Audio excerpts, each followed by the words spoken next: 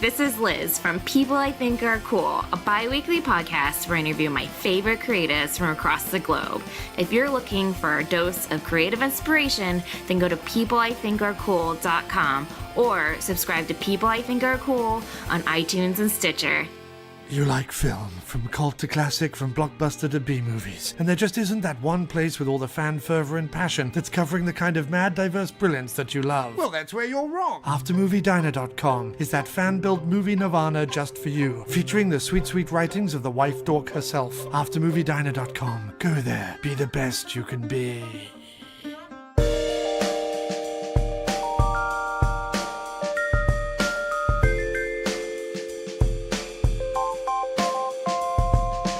You are listening to the In the Mouth of Dorkness podcast, the official podcast of the Alamo Drafthouse Winchester. Welcome to another edition of the ITMOD podcast. Joining us is Brian Young, the Turtle Dork. There was a special on these tonight. 3 for 1. 3 for 1. Yep. How could that be profitable for Frito-Lay? And also joining us is Lisa Gullickson, wife dork. It looks to me that you've got a fine pair of orange squeezers. And also joining us is Brad Gullickson, mouth dork. Crack an egg on it! Caca! Billy Dash, the indie dork.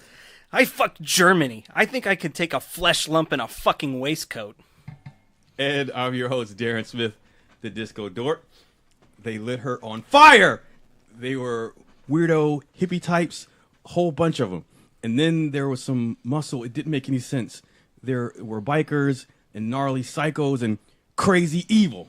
And welcome to another edition of the ITMODcast podcast. This is our Not Top 10 Part 2. I thought you were saying this is our 27 of straight podcasting. In a roundabout way. It's an epic. Yeah. We're here. We're back with our final 5 and our Not Top 10. So we're just going to get the ball rolling because this is going to be... I thought we were going to recap. Recap. And before we get into our final 5 and our Not Top 10, we're going to do a quick recap of our 10 through 6. Brian. Yeah, so my number 10, currently 33 on my list, Bilal, A New Breed of Hero. My number 9, which is 27 on my list, is Support the Girls.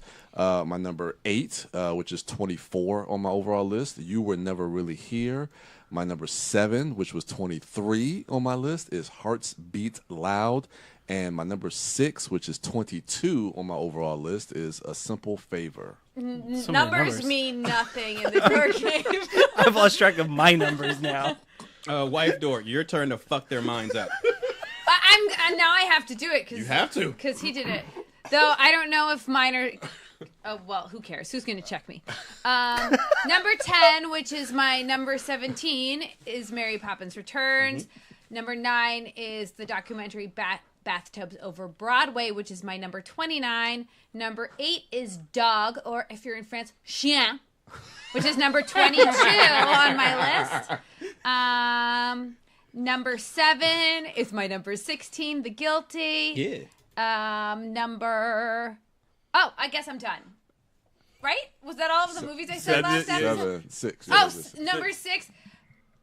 Brian, you got me all fucked up. This is so confusing. And my number 6 is El Royale. Bad Times at El Royale. And I don't know what That was your 19, I think you said. It was my 19. Yeah, because it was your 30. Numbers mean everything. No big deal.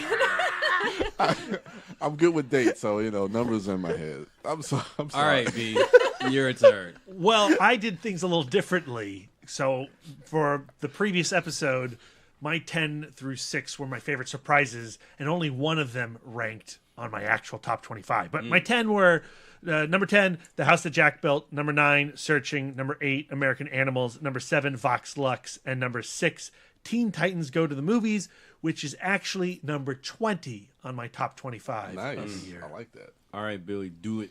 All right, I don't know any of the numbers for my top 25 for where these movies lay. And please nobody say numbers while I'm doing this, because I've labeled them 1 through 20 in my notes, and I have to convert in my head. My number 10 is All the Creatures Were Stirring. My number 9 was Wolfman's Got Nards. My number 8 was The Night Comes for Us. My number 7 was The Guilty, and my number 6 was Assassination Nation. Yeah, I haven't even begun to put together a top 25, so fear not, ladies and gentlemen. This is going to be pretty simple. If you did not listen to the part 1, shame on you. Go back and listen to it. It's great. But I just went in chronological order from the beginning of the year up until this point, starting with Deadpool 2, Upgrade, Hotel Artemis, Blind Spotting, and also Teen Titans Go. So now that we've brought you up to speed, let us continue. Brian, you're number 5. All right, so my number 5, hopefully, Brad, you won't be disappointed. It is... Do you see what you do, Brad, with your rule mongering? Yes, I'm happy. Mission Impossible Fallout.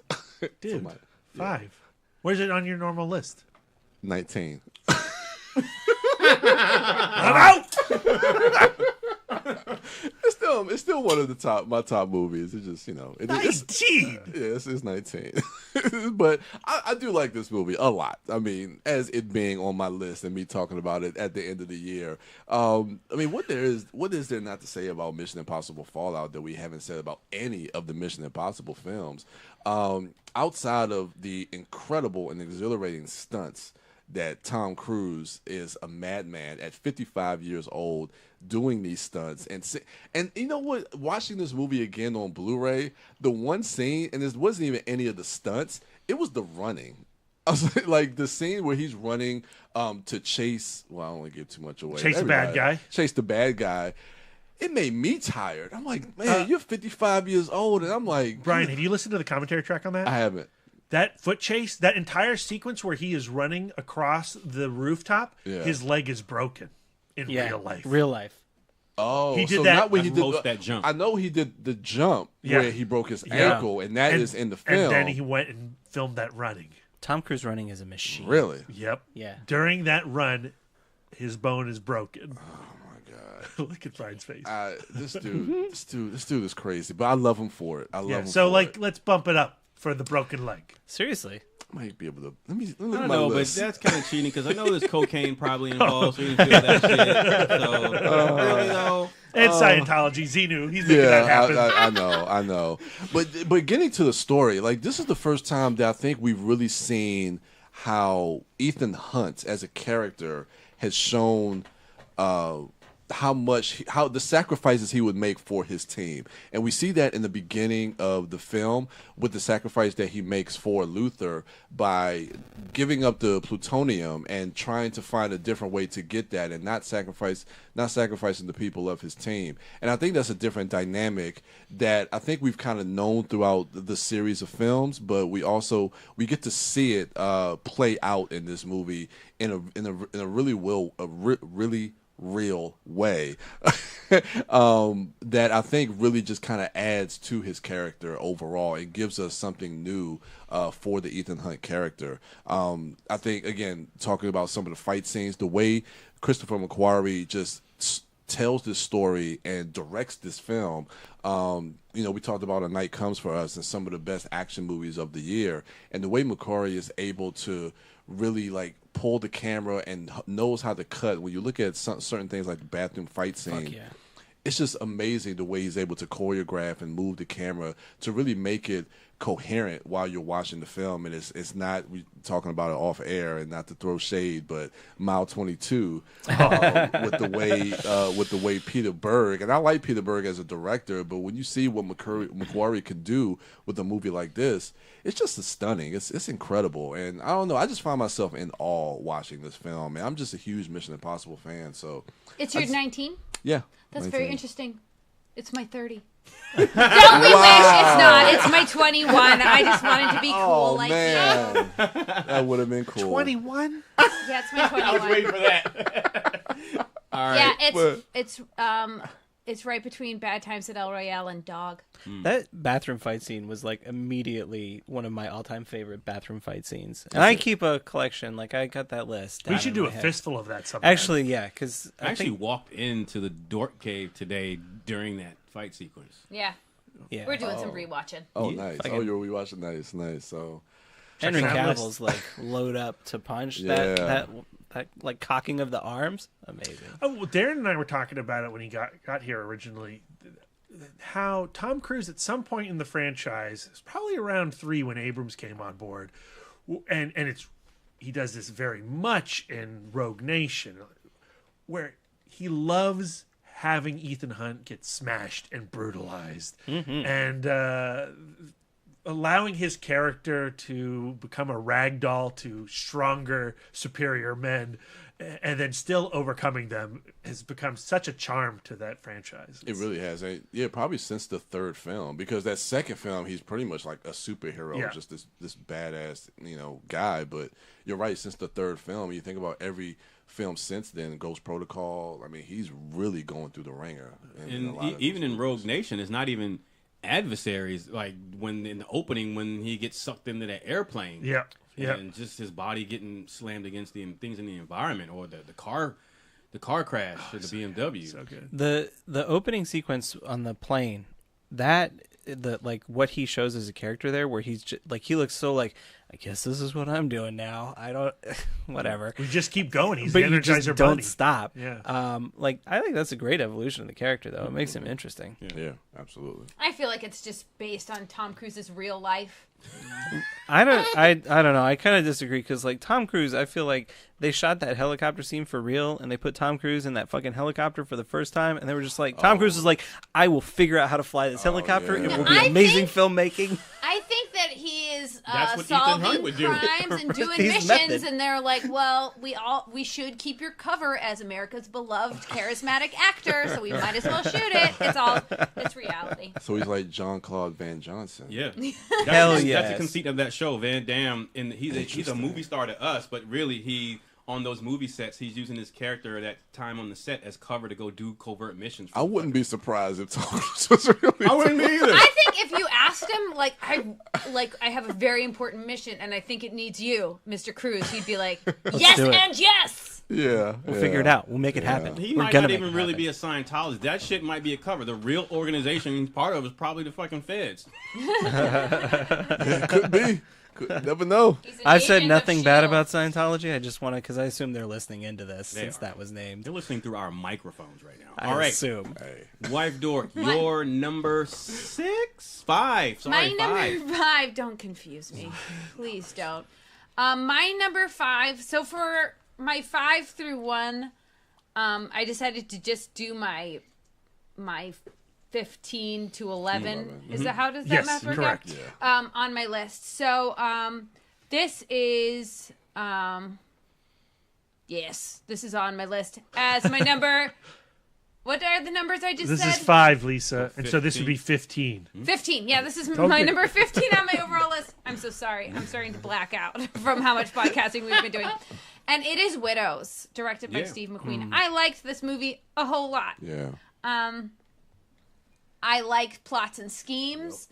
I liked the way they told the story of Viola Davis and Liam Neeson, of Veronica and Harry, because if you've seen the trailer, you know, like, Liam Neeson is a criminal who dies in the line of duty, doing crimes, and Viola Davis and the other wives of these of the deceased men, which makes them widows. I'm so good at this. Criminals. Yeah, whatever. They decide to pull a job of their own.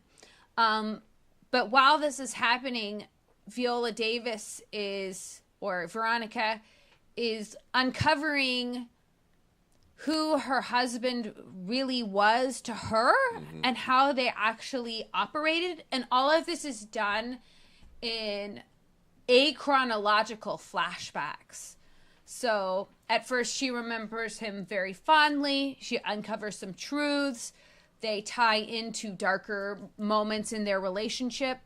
And that kind of story is just kind of unwinds from there. And it feels, from her character standpoint, very stream of consciousness. Yeah. Which I think is pretty brilliantly done. I also like that these women are not necessarily in the start very good at crimes. and they're making mistakes and they're trying things out, and they're also dealing with the moral implications of what they're doing. Also, this has my one of my many crushes, Cynthia Erivo. Yeah. Love that lady. Guns, man. And so now, instead of singing so beautifully as she did in Bad Times in El Royale, she is fit. Like, and her thing is running fast. Yeah, she outruns Tom Cruise at one point. Yeah. Showing off those deltoids. Yeah, because she's not dumb enough to get her leg broke. I don't even think you could break those legs. Her damn gams, good lord. Ugh, I just want to chew on them.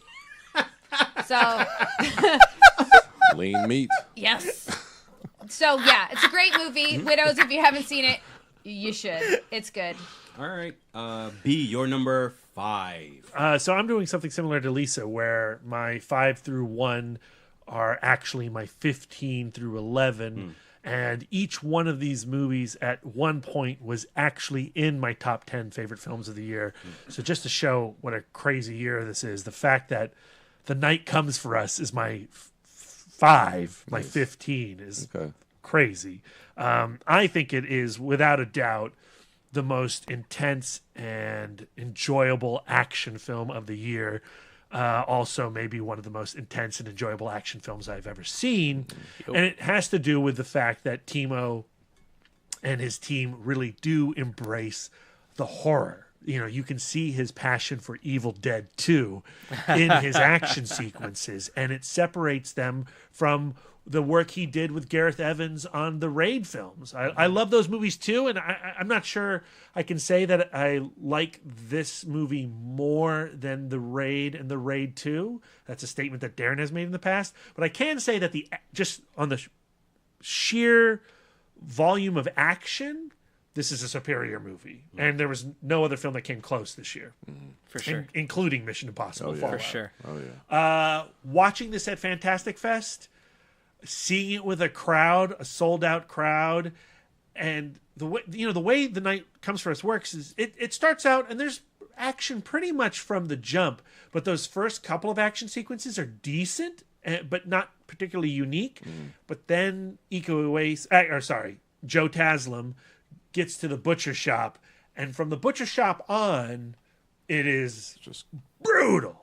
Yeah. And it all builds to this final fight between Iko Uwais and Joe Taslim. And I'd seen Joe Taslim in The Raid 2 and Star Trek Beyond. I love him as Idris Elba's henchman in that movie. Fast 6 as well. Yeah, Fast 6. Yeah. But Joe Taslim in The Night Comes for Us is a monster. Yeah. And the final shot of this movie, which I won't spoil, is my favorite final shot of the year.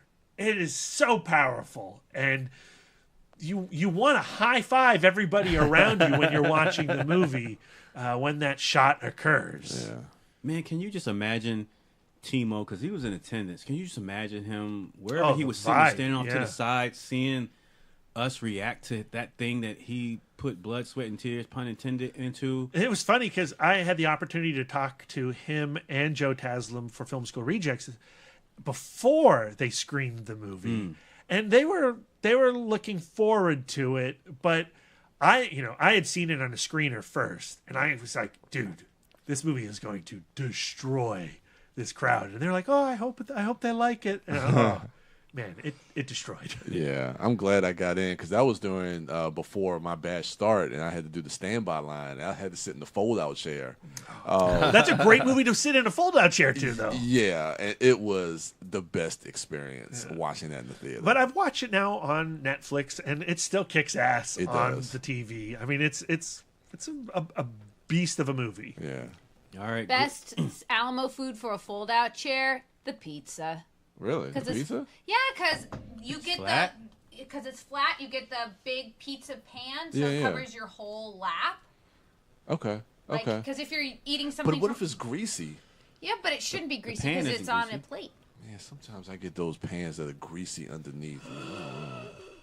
How do you even know Disgusts it's... me. I don't know. I don't know. He doesn't But that's- trust a pan. Yeah, yeah. But it Anyway, What's happening? The I got night my comes pizza for us. cheese free too. So It's it was really just- good Nice. with a pizza or a hot dog or who gives a shit. Anyway, Darren, That final scene should be the closing scene of a Fast and Furious movie. Like, Fast and Furious franchise should be so lucky. yeah, that's what I'm saying. They should aspire to that. they should get Timo. It'd be an entirely different franchise. That'd be dope. That would be. That would be. Different. It would be a entirely different franchise, but it'd be dope. That would be amazing. All right, Billy, your number 5. Okay, so my number 5, which is, God damn it with the numbers. My numbers are just all wrong. I don't know where this is. It can in my just be 25. your 5 on your not top 10. This is my 5 on my not top 10. It's got. It doesn't matter.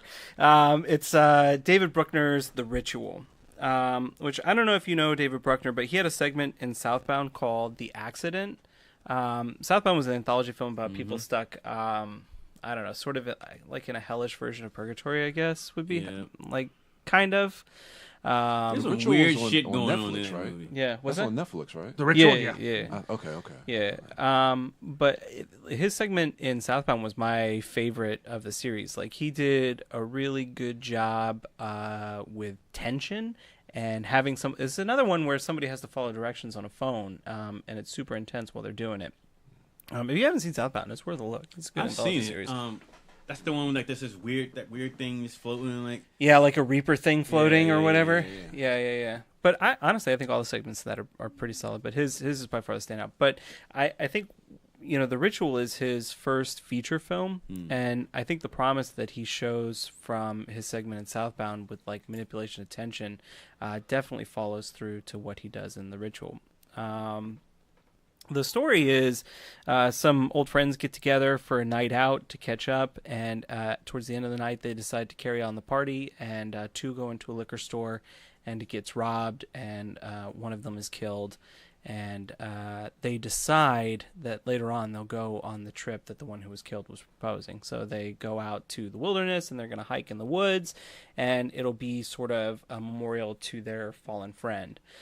But while they go through this, they cut through the woods, and there's something there that is following them around. And David Bruckner does a very nice job blending the story about the motivations for the characters and what's going on with them into the horror of the movie. I think a lot of that legwork is done in the original novel. The movie's based on a novel. I think where David Bruckner really comes into play is his visual approach to the storytelling. There's one scene that really stands out to me, I think, that was particularly amazing. So the liquor store scene has this kind of like neon lights overhead, and at one point, the survivor, the one who went into that store, he hides while he's in the store, and his friend is caught out. And so the killers, the robbers, don't know that the friend is there because he's hiding, and then his friend takes a bullet for that. So he's through the course of this movie reliving that moment, and at one point David Bruckner overlays the the neon overhead lights and the shelving of the liquor store into the forest environment, and the way that he blends that together visually to tell this guy's waking nightmare of a recollection is fucking phenomenal. Yeah, that's an amazing sequence. I don't know exactly how he did it. I don't know how he filmed it. I don't know how the layering of that worked. But god damn, it was one of the few moments, I think, like singular moments in cinema that stood out and have continued to stand out with me this year. I remember commenting on it immediately after watching it and sharing that as a high point, and it is a scene that I still think about today. It's got a great monster design. The characters are very interesting. I think it has a fairly satisfying conclusion to the movie. But shit, man, that particular scene and the emotional turmoil that the character's going through in the course of that is fucking phenomenal. And for that reason alone, I would say go check it out. All right. My next entry, I want to say this. I saw this theatrically around August or September, and it is Panos Cosmatos, his Mandy, starring Nicolas Cage. I got to see this theatrically, and I'm so glad that I did, because if you know of his films, Cosmatos, they are an experience, visually, sonically, just all the way around. And Nicolas Cage in the movie is phenomenal. The visuals of the film are phenomenal. The sound design, the score. I don't want to give too much away about the story because I don't know that this movie has been seen by a lot of people. Of course, there are the cinephiles and movie buffs, the people who seek out these types of things that have seen the film. But I don't know that it is as commercially as popular as some of the other films on my list or all of our lists. But I will give you the gist of it. Nicolas Cage is a lumberjack, and he's in the woods in his cabin with his girlfriend, and some bad people come and do some bad things to them. The rest of the film is Nicolas Cage bringing the culprits their day of reckoning, and that's all I'll say. The way that this is portrayed, the way that this is, whether it be through the title cards, whether it be through the lighting, whether it be through the music or the performances, is frigging insane. But it is so beautiful and so lyrical in its, I don't know, it's almost like a fever dream. Like it's just this heightened, an ultra heightened sense of reality. And Nicolas Cage, I'm going back to his performance. I mean, he, for me, I like Nicolas Cage a lot. And there are people who adore like his like really over the top performances. And to me, they're okay to find, to sometimes they're kind of grating. But I will say, outside of Noir Spider-Man Noir, for me, this is my favorite use of Nicolas Cage going full Cage. Because it isn't even like that. It's not even like that through the entirety of the movie. Like earlier on, there's a very reserved Nicolas Cage. He's dialing it way back, and he is allowing that character's humanity to not be lost in, Nicolas Cage's performance, his over the top performance. But then when the shit hits the fan and Cage gets to go full Cage, like it feels so appropriate within the context of the rest of the film. And by the rest of the film, I mean all elements. Again, the music, the look, the score, the other characters, the crazy fucking bikers. Like my quote from the opening of this episode comes from this film. There's some nutso shit that happens in the back half of this movie, and it's totally appropriate for that version of Cage to be in this world, to wreck shit, because this world and these people in it, these evil people, deserve that shit. And so, and I find it. I think about this film a lot. I've thought about it a lot since I've seen it, and I don't know. It might be one of my favorite like Nicolas Cage films. Yeah, and it's a pretty amazing movie. And if you haven't seen it, check it out. You know what? It might not be for everybody, but it's worth. but I would say it's worth giving it a shot because it might be your bag. Not for everybody in this dork cave. I'm making faces at Brad because I know he feels similarly about this movie, and I just didn't connect with it. Yeah. But Billy doesn't like good things. That's okay. I don't like good things. Fuck you. It's okay. B, I wouldn't. I honestly wouldn't knock Mandy. I did not connect with it, but all of I agree with all of the things that you say about it. Brian, have you seen it yet? No, I this doesn't seem like it's a movie for me. It's one of my favorite trailer reactions from the Turtle Dork this year. He finishes watching that trailer, and Brian's like, well, okay. I just know it's not. It was a midnight movie at last weekend, and so I was like going in and out of consciousness as that movie was going on. And it was a midnight movie on last weekend after we had done Fantastic Fest. Yeah, Oh, so shit, that's right. like it is like, so I saw an extended trailer / fever dream of it, and it was Sounds weird. about right. It's not the movie to be going in and out of. Because you wake up 1 minute with calm Cage, and then you wake up the next minute, there's some crazy shit going on with some demon bikers. You're like, what the fuck? But that scene that everybody talks about where he loses his mind in the bathroom, I think is phenomenal acting. Oh yeah. That's right. I think it's very brave choices that he makes, and I loved every part of that. Absolutely. And it's got a dope weapon. Like, I don't know, one of my favorite cinematic non-firearm weapons in it. Just It looks like something right out of Buffy. Do they show him making that weapon? Yeah, they I do. remember Forged that? that shit. It's he forges it like right? Conan the Barbarian. Yeah. Badass. All right, Brian, your number 4. That rhyme. So my number 4 on my list currently sits at number 18 on my overall list, and it's a film we've already talked about. So I'm not, Brad. Yeah. Now that you've betrayed me with your Mission Impossible ranking, I know. I was thinking about that like all day. I was like, damn. It's like, should I put it on here? It's like, I know Brad's gonna give me the side eye. That's right. That's what I'm But saying. yeah, so my number 4 is Upgrade. We talked about Yeah. Upgrade.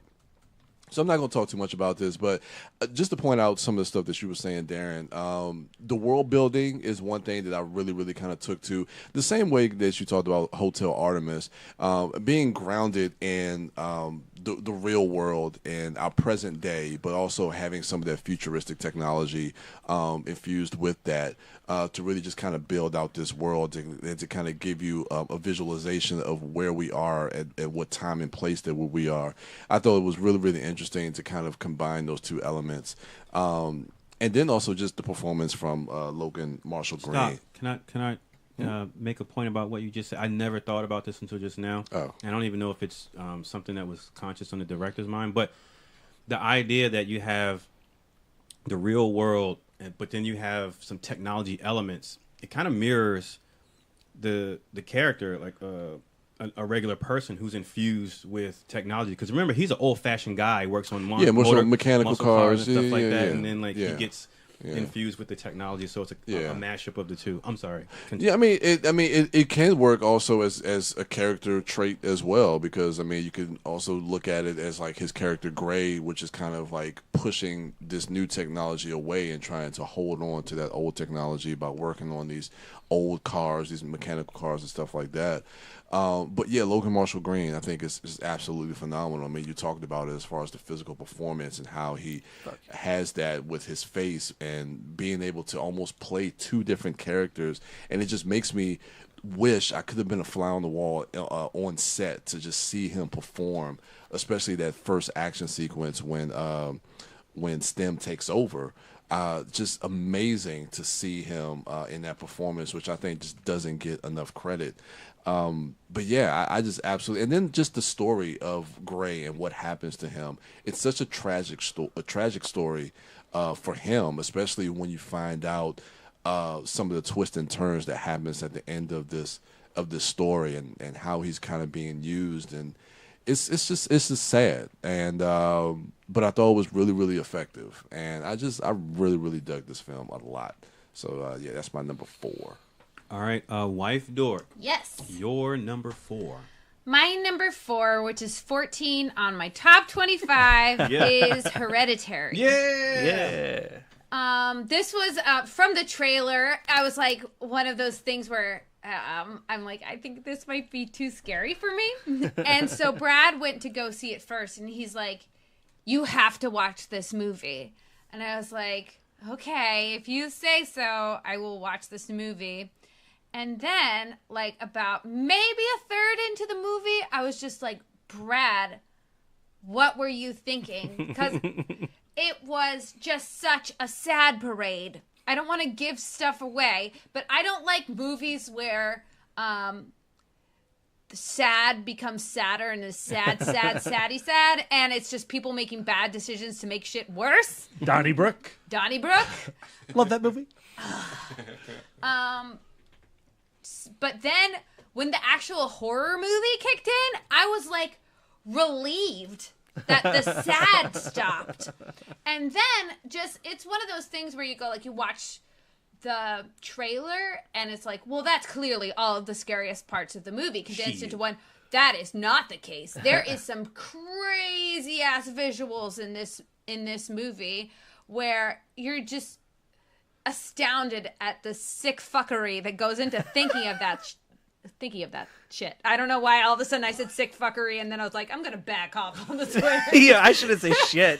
But I love that this story went somewhere that is almost passé, like the direction that it went. But You mean narratively? But it was like such a tremendous surprise, like, and I just loved it.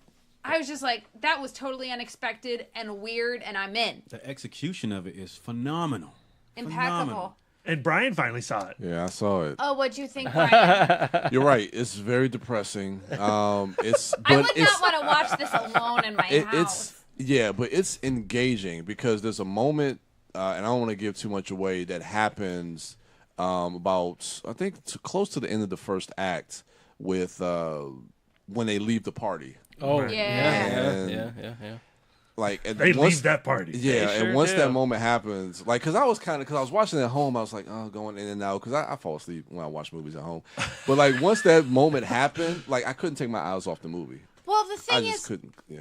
like, that's not even the horror movie part. Like, that shit can happen.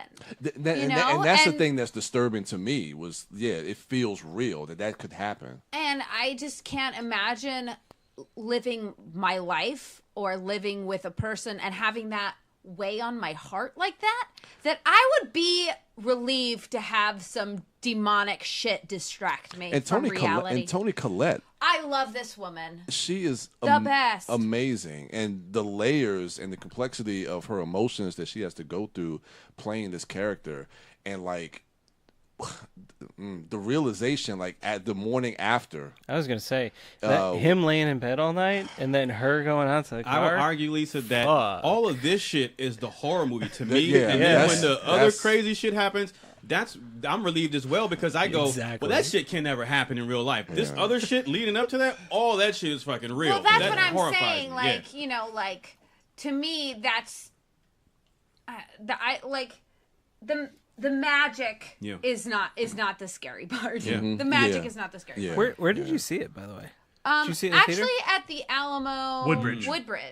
It's the How did your audience, if you anybody who saw it in the theater, how did your audience? So I saw it twice, once on Thursday and then once on Friday. And so I saw it at the Alamo one Loudon, and the crowd was into it and was like really disturbed by it and all, like just the way you would want a crowd to be. And then we saw it at the Alamo Woodbridge, and they did not like it, and they were giggly. it was funny because I was traumatized by the film in a great way. And I walked into the ladies' room, and there were women talking openly about Hereditary, and it took like my whole will to not tell them what the movie was about.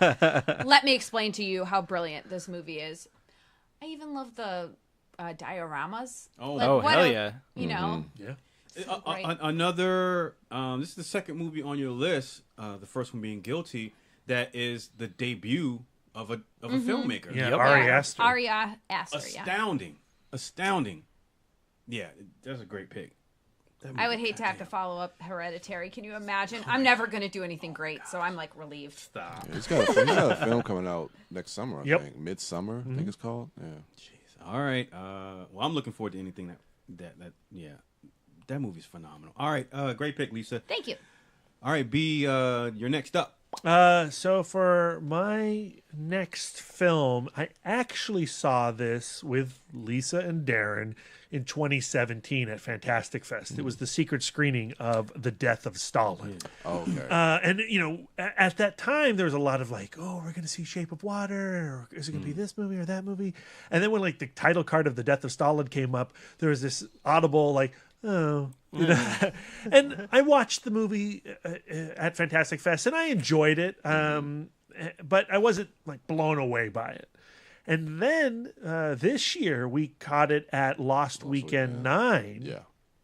And I really enjoyed it this go around. I was much more in tune with the vibe it was projecting, and I liked it so much. It's like I want to watch that again. So when there was like a short theatrical run of it, I caught it again in the theater, and you know, it's such an ugly, dark, plot film, but told with the most raucous gallows humor. And it's all set up in the beginning of the movie. You know, Stalin Well, I guess we'll start with the performance. Paddy Considine, he plays a stage director where there's a performance going on, classical music. I can't remember what the performance was. I know that Olga Kurylenko was the pianist, and they, have a She's great great. show. Oh, she's amazing. Hell in the yeah. movie. They have this really wonderful show, and then everyone's leaving. The audience is going. Everybody, and Paddy Considine gets a phone call from Stalin, and Stalin says, "Oh, I want a recording of that show. I couldn't see it. I'd like a recording." And he goes, "Oh, sure, no problem. Yeah. Did we record that? No? Okay. We're going to redo it." And he has to gather up the audience, and he has to go and collect new audience, and he has to trap the performers on stage, and he has to beg, plead, and kidnap Olga Kurylenko to stay there and perform so they can get a vinyl copy of their performance that's just as good, if not better, for the master Stalin. And then from there, the film just keeps going. Of course, it's called The Death of Stalin, so Stalin dies, and it's all about the power vacuum that occurs in such an environment. And it's incredibly violent and grim, and people are dying, and sort of like what I was talking about with the house that Jack built in part 1 of the Not Top 10. There are deaths that are used as punchlines, and it is really uncomfortable, and it's angry comedy, but it's funny comedy, and it's also super 2018. It's a movie that just snuck up on me, and after every watch, it just got closer and closer to my top 10. Nice. All right. Billy, your number 4? All right, so my number 4 is going to be John Krasinski's A Quiet Place. Yay! I was a big fan of that movie when I went to see it. I really enjoyed it. And, I mean, the conceit of the movie basically is some kind of thing happens, alien invasion, creature from the deep, whatever, who the fuck knows. Some things that if they hear something, they murder that sound. So they're like cats, but really aggressive and big and fast moving, I guess. They're cats, but if they were cats really wanted to be. Yeah. They're like what cats want to be when they grow up. When they fall asleep and catch a dream at night, like of being a superhero, they dream of being the creatures from A Quiet Place. That's what I think. They're great creatures. They're just great. design-wise, they're Yeah. awesome. But so if they hear anything, they immediately go after that. And, the movie opens really dark. With the how long has this movie been out? It's been out for a while. A while. right? I think it was like April. came Yeah. out. All right, Brian, we knew together. There you go. So it opens with the death with, well, I'll just say a really compelling death that hooks you immediately, and as soon as that death happens, you know that all of the stakes are very, very real for the course of this movie, and that anybody could die at any given point. I think it's probably the most enwrapped that I was during a theatrical screening. I was like extremely cognizant of even just people breathing next to me as the course of you went, because I think the magic of this movie is that as you're watching it, you almost are holding your breath as you're taking the movie in. And if you saw it in the theater, your seatmates next to you are going through the same thing. And if one of them shuffles, like I had popcorn in this movie, and I felt like an asshole every time I took a piece of popcorn, because like I felt like that crunching was radiating throughout the entire theater. Yeah. It's really amazing what he's done in terms of sound design and the visual on the screen that made me feel so self-conscious about eating a single piece of popcorn through the screening. But it has one of my favorite scenes in the movie, especially like in script writing in terms of setup and payoff. The use of the open nail in the stairway. And so like they set up earlier in the movie that there is a single nail sticking up on one of the stairs down into a basement. And just like Chekhov's gun, you know that fucking nail is going to come into play at some point. And when they finally do bring it back, that moment is amazing to me. That whole sequence is amazing to me, because you couldn't think that it could get any more crazy in that sequence of events. And as soon as that foot goes down on that nail, goddamn. It's actually one of my favorite sequences, I think, of 2018. Yeah, not only do you know it's going to come into play, you know someone's going to step on it. You know how it's going to, and it's still shit. And like you think like, okay, so I think the description of that, you hear in your head like fucking Harry and what's his name from Home Alone, the Wet Bandits. The Wet Bandits. You think like this is a Wet Bandits setup and payoff, but it's like it's just not. Well, the brilliance of someone's going to step on it and then make a noise. Right. Yeah. Because if they make a noise, then they're done. And so I mean, just like all of the stuff that's going on with that particular character at that moment in time, and then it's escalated with that nail. Yeah. Oh, So good. I love it. I love That's it. right. It's a really amazing movie. So that's my what's my number 4 for the Not 10. All right. My next entry is, I saw this one in September at Fantastic Fest, and it is Yimou Zhang's Shadow.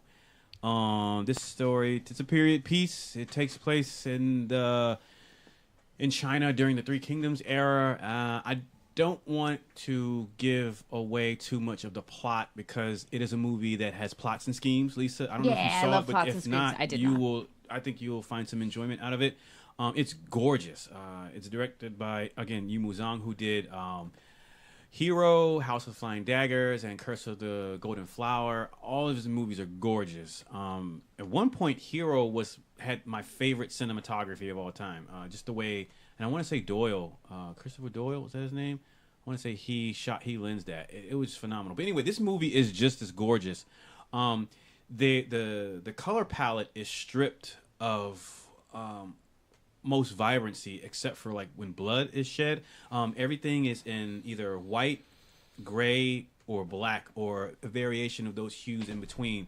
And I found it visually stunning that he's able to, strip away most primary colors and have beauty and find beauty with just those colors that I named.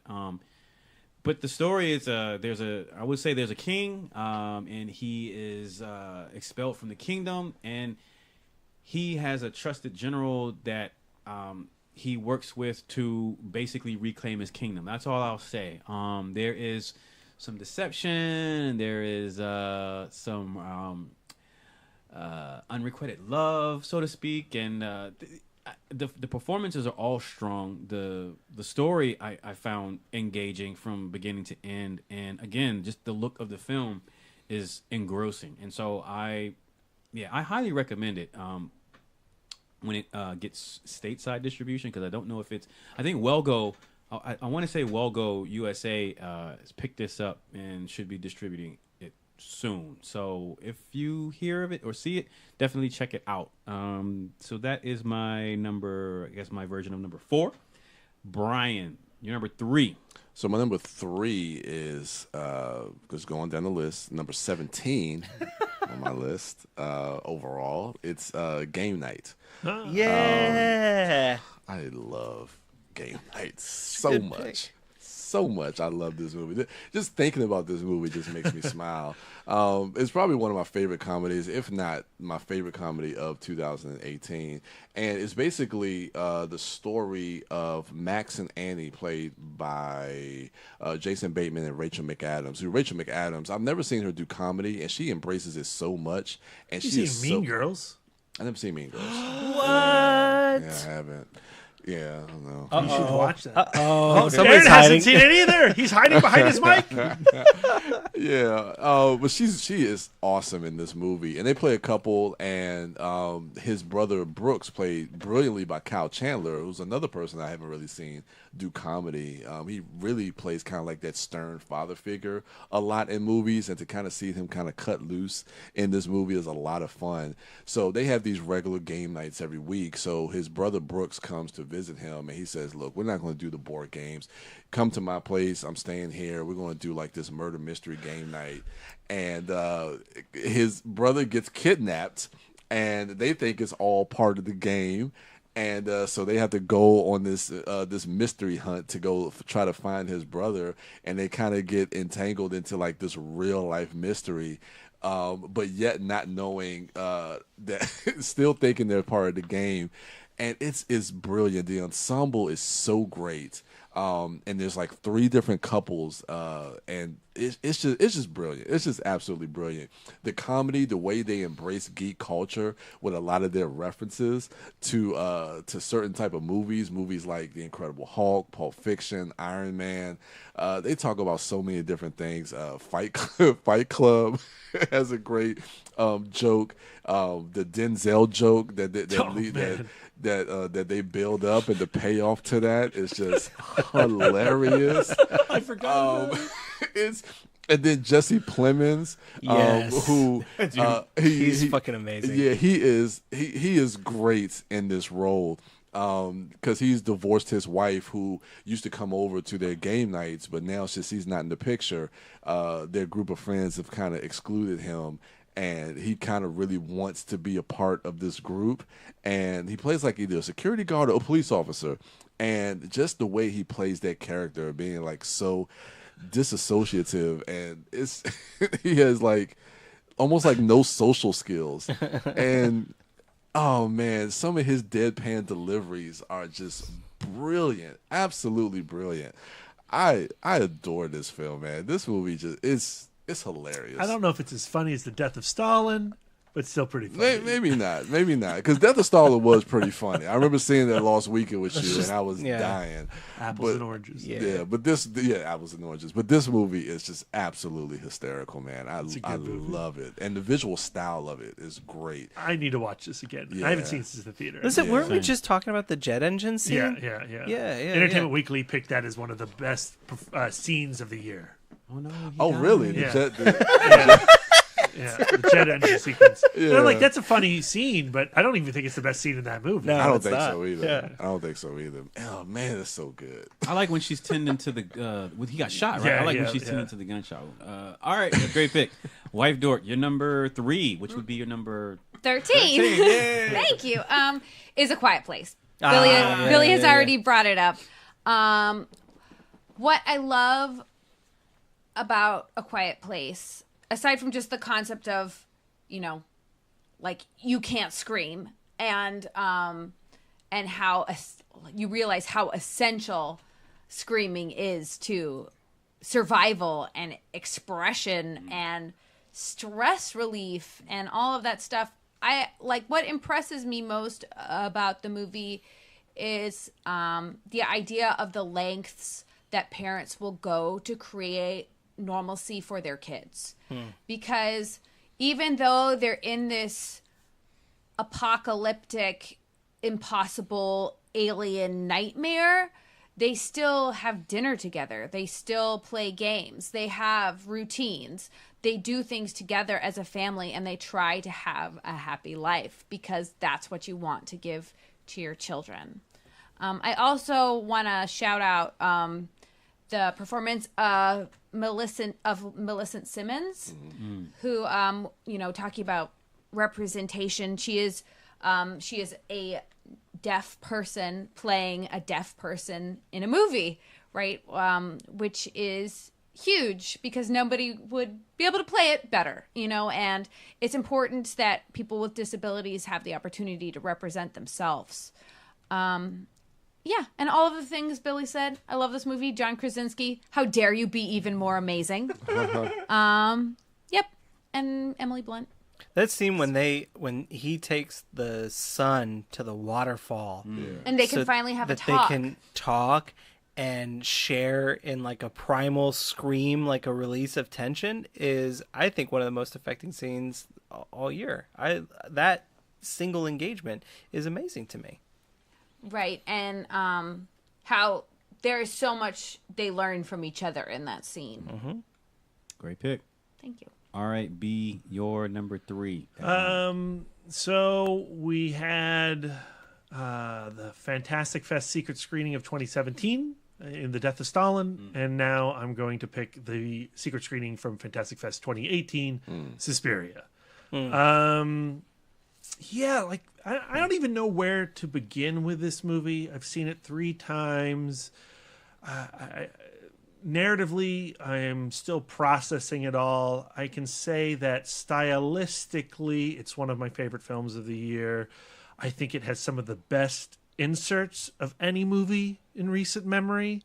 I love Tom York's score. I love that song. I know a lot of people are going like, oh, it's incongruous with the rest of the movie, but for me, it totally works. I think that Luca Guadagnino has taken a brilliant classic horror film that many people would not touch or want to see it touched, and does something totally unique with the witch in a dance school concept. The film looks nothing like Argento's vision. Narratively, it's nothing like Argento's vision. It's a big reach. I'm not 100% sure it grasps what it's reaching for, but I love the attempt, and I'm looking forward to revisiting it many, many more times. And I have a feeling it's going to be one of those remakes like John Carpenter's The Thing or David Cronenberg's The Fly, where it takes a concept, does something totally different, and surpasses the original. And I know that's blasphemous for some, but I mean, I really like Suspiria. Lisa loves the original Suspiria. But this movie, like everything that Tilda Swinton is doing in her 3 roles, I love Dakota Johnson as Susie Banyan and what happens with her character. I love the actual dance numbers of this movie. Yeah, fuck yes. They're amazing. I love being at that school. I love living in this movie. And I'm still working out all the ins and outs of the screenplay. I would not want to be in that school as a dancer. It seems like a real bummer. Has everybody seen the movie? I haven't. Haven't? No. So then, without spoiling the ending, do you track the ending as a happy ending or is it a sad ending? I mean, it depends on who you're talking about. And I think it's a sad ending for some and a happy ending for others. And I can't really talk about it without spoiling it for our listeners and for Brian. Yeah. All right. Great pick. Billy, your number 3?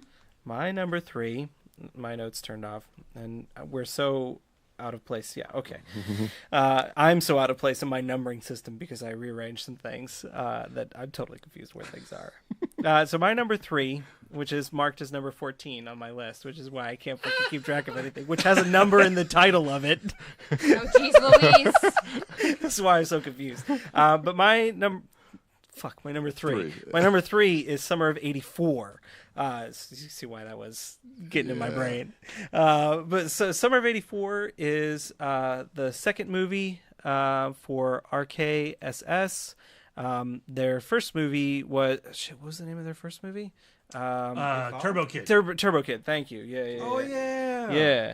Yeah. So Turbo Kid was like like future apocalyptic environment set in like the 90s or the 80s or whatever. I forget a little bit, but I mean, it's 80s inspired apocalypse. Yeah, and it's all like gore and craziness and madness, and it's a wonderful movie. I absolutely love the pants off of it, but like Summer of '84 is totally different. And still in love with the 80s.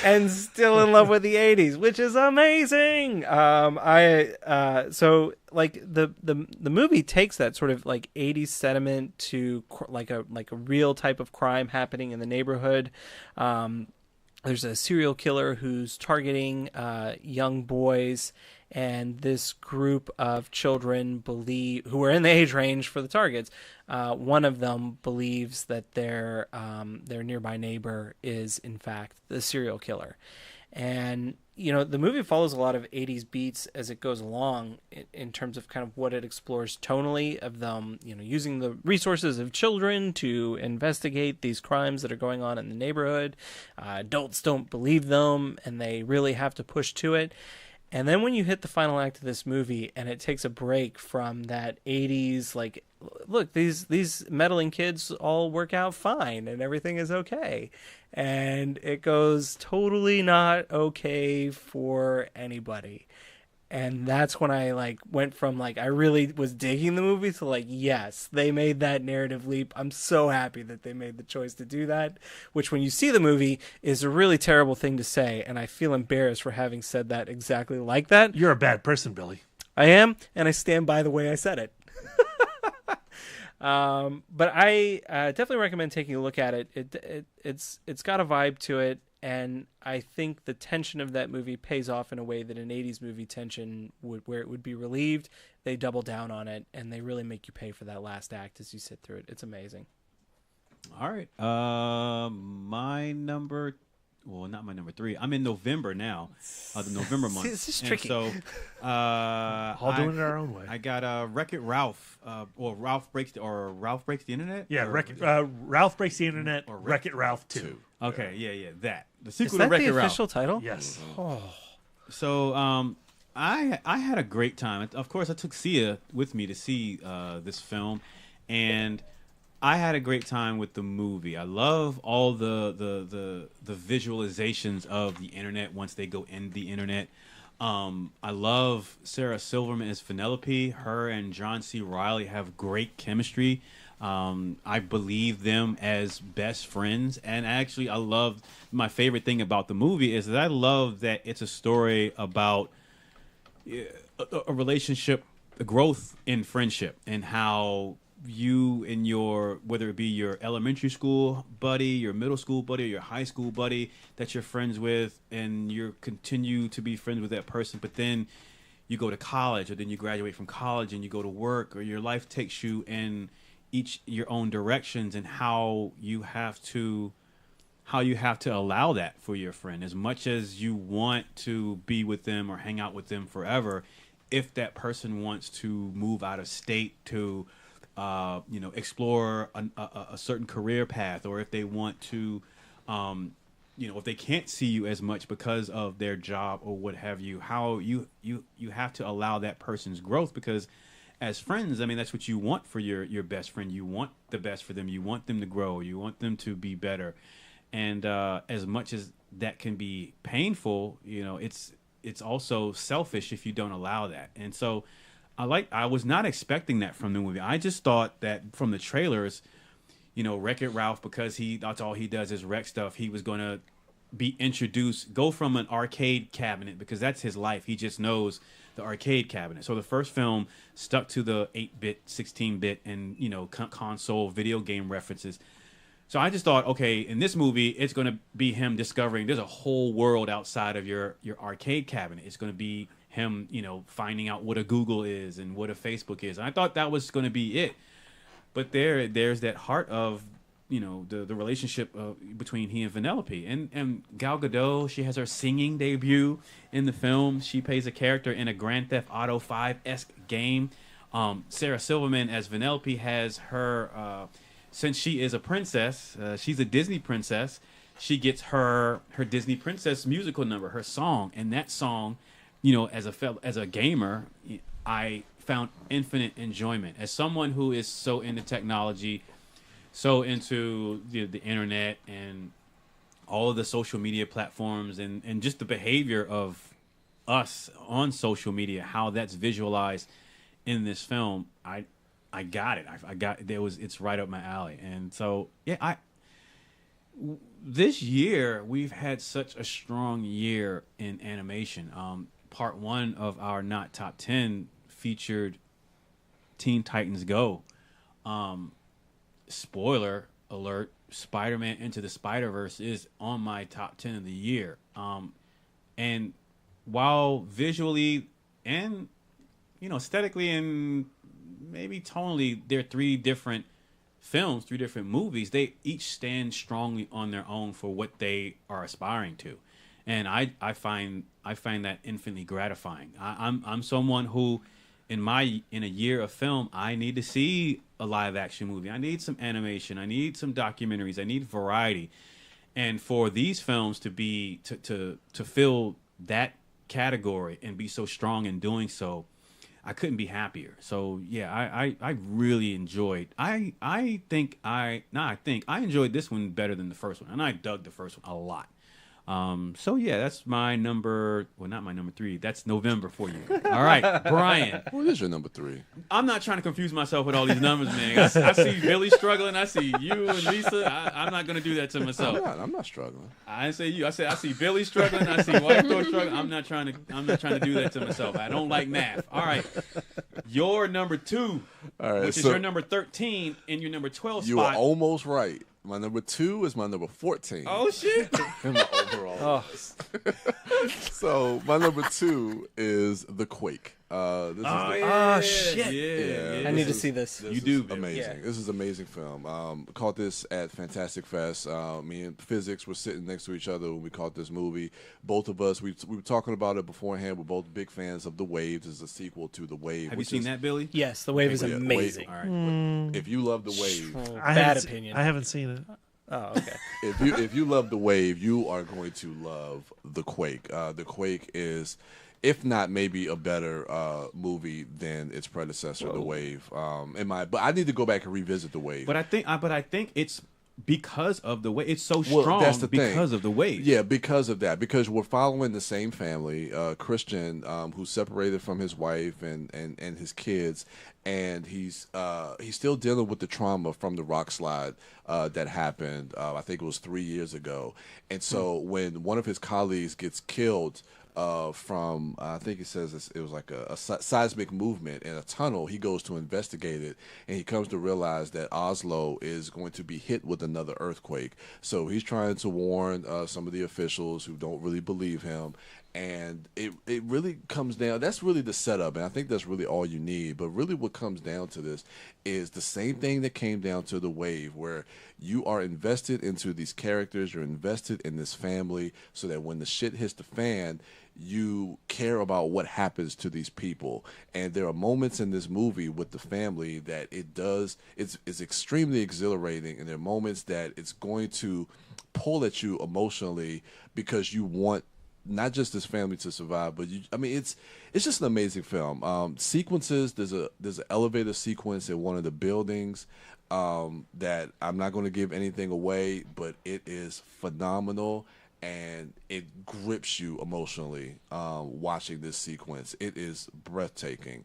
The moment also when they get to the top of the building is phenomenal. There are just some amazing sequences in this film, and it's all rooted at the heart with these characters. All this stuff doesn't mean anything if you don't care about these characters. We've seen disaster films. We've had The Day After Tomorrow. We've had 2012. San Andreas, The Rock. San Andreas, which I like that one. I enjoy that. But it's still in the same vein. And any other movie that what's his honestly name? think these two as a pairing are the best disaster films ever made. I really do. I can't argue with that. What's the director? What's the guy that does the? Roar? No. I'm talking about that does like Independence Day and Roland Emmerich. Roland Emmerich, yeah. Roland Emmerich doesn't. To me, he doesn't get it. It's like it seems like with these disaster films that we get over here in the United States, it's all about putting spectacle on the screen, and they fail to realize that something has to be at the center of that in order for all that stuff to mean anything. And Norway gets it. I don't know what it is about Norwegian films, but when it comes to disaster films, they get it. They completely get it, and it's amazing. It's amazing what they can do on that budget. Now I know with Norway it was like $52 million, but if you convert that, I guess, to U.S. dollars, it was only $6 million. That is nuts to make that movie. Now, I did granted, not know that. Granted, it's made in another country, and again, I'm talking about this is the conversion rate. But if you convert it to, $6 million U.S. dollars to make a movie that the effects in that movie look better than probably some of the disaster films that we've seen here in America. Yeah, don't let Brian fool you. Yeah, he's talking up the character work in the film. Yeah, but the effects when the disaster happens in the third act and the special effects come into play, yeah, it's done phenomenally. Exactly. The set pieces are exhilarating. Yeah, I thought that about The Wave too, though. I can't imagine The Wave had a higher budget They than bumped that. it. Yeah. yeah. It's amazing, man. Yeah, if you saw the wave and you love that, man, I can't wait Yeah, I till gotta you see see. it. I can't wait till you see the Quake. It's really good. So yeah, it's number 2, number 14 overall. All right, wife Dort. Yes. Yes. My number 2, which is my number 12 on the overall list, is Isle of Dogs. Yeah. Yeah, this is Wes Anderson's latest stop motion animation film, and aesthetically, it is so beautiful to me. All of those dogs with their expressive faces, well, expressive for Wes Anderson films, and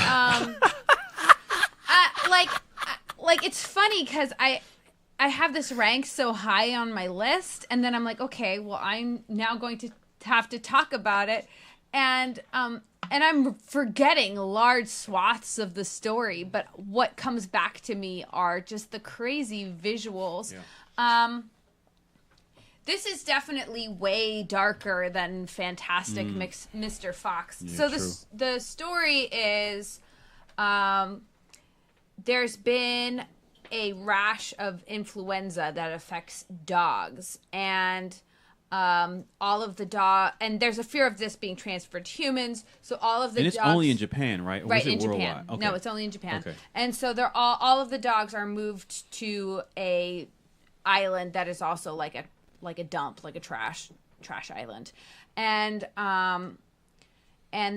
one of the first dogs to go was a guard dog and beloved friend of Atari, who is a child of somebody in the government.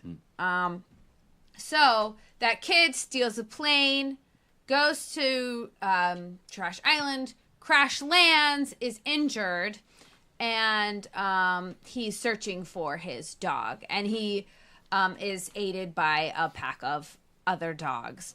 And so they're mostly just traveling through this island and dealing with the terrain and trying to figure out, they can't communicate because the dogs speak bark and the child speaks Japanese. And so they're trying to communicate with each other. And meanwhile, there's like one dog who is a stray and has not been around humans and prides himself in being very independent. Chief, played by Bryan Cranston, feels like he's a very separate dog. And so just to go through the whole story. So there's one part of the island, talking about visuals, there's one part of the island where they believe that there are these like evil cannibal dogs, but what it turns out is when they get there that all of these dogs have been experimented on. And so you see these dogs and they have stitches and they have just patches of hair missing and but they are still so sweet. And I don't know, there's another scene where there's a kidney transfer, and that's just a crazy thing to watch in stop motion animation.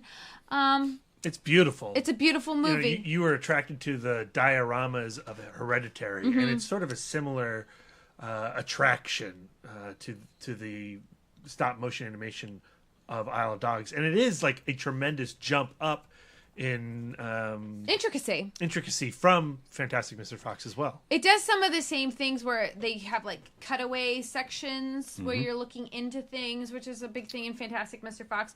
I mean, the cast is like star-studded.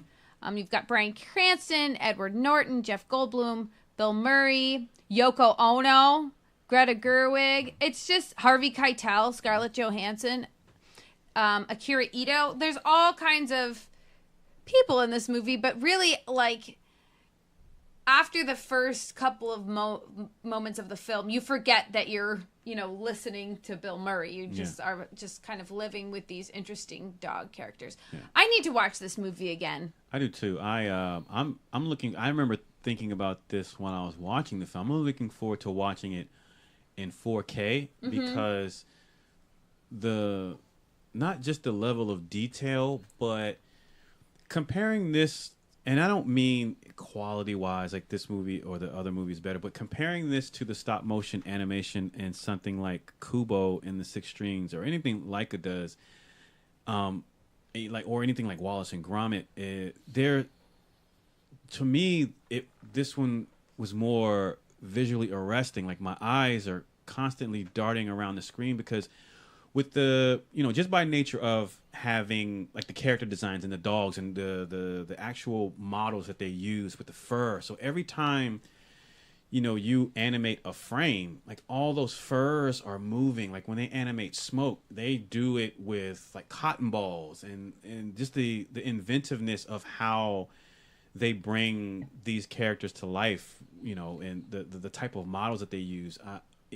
It's visually arresting. They look less like clay and more like toys almost. Right. And add in the Anderson aesthetic of stuff everything into the frame. Like, yes. Yeah. Compared to like what Leica does, Anderson's just all about putting in tables and chairs and cigarette packs on those tables. Yeah.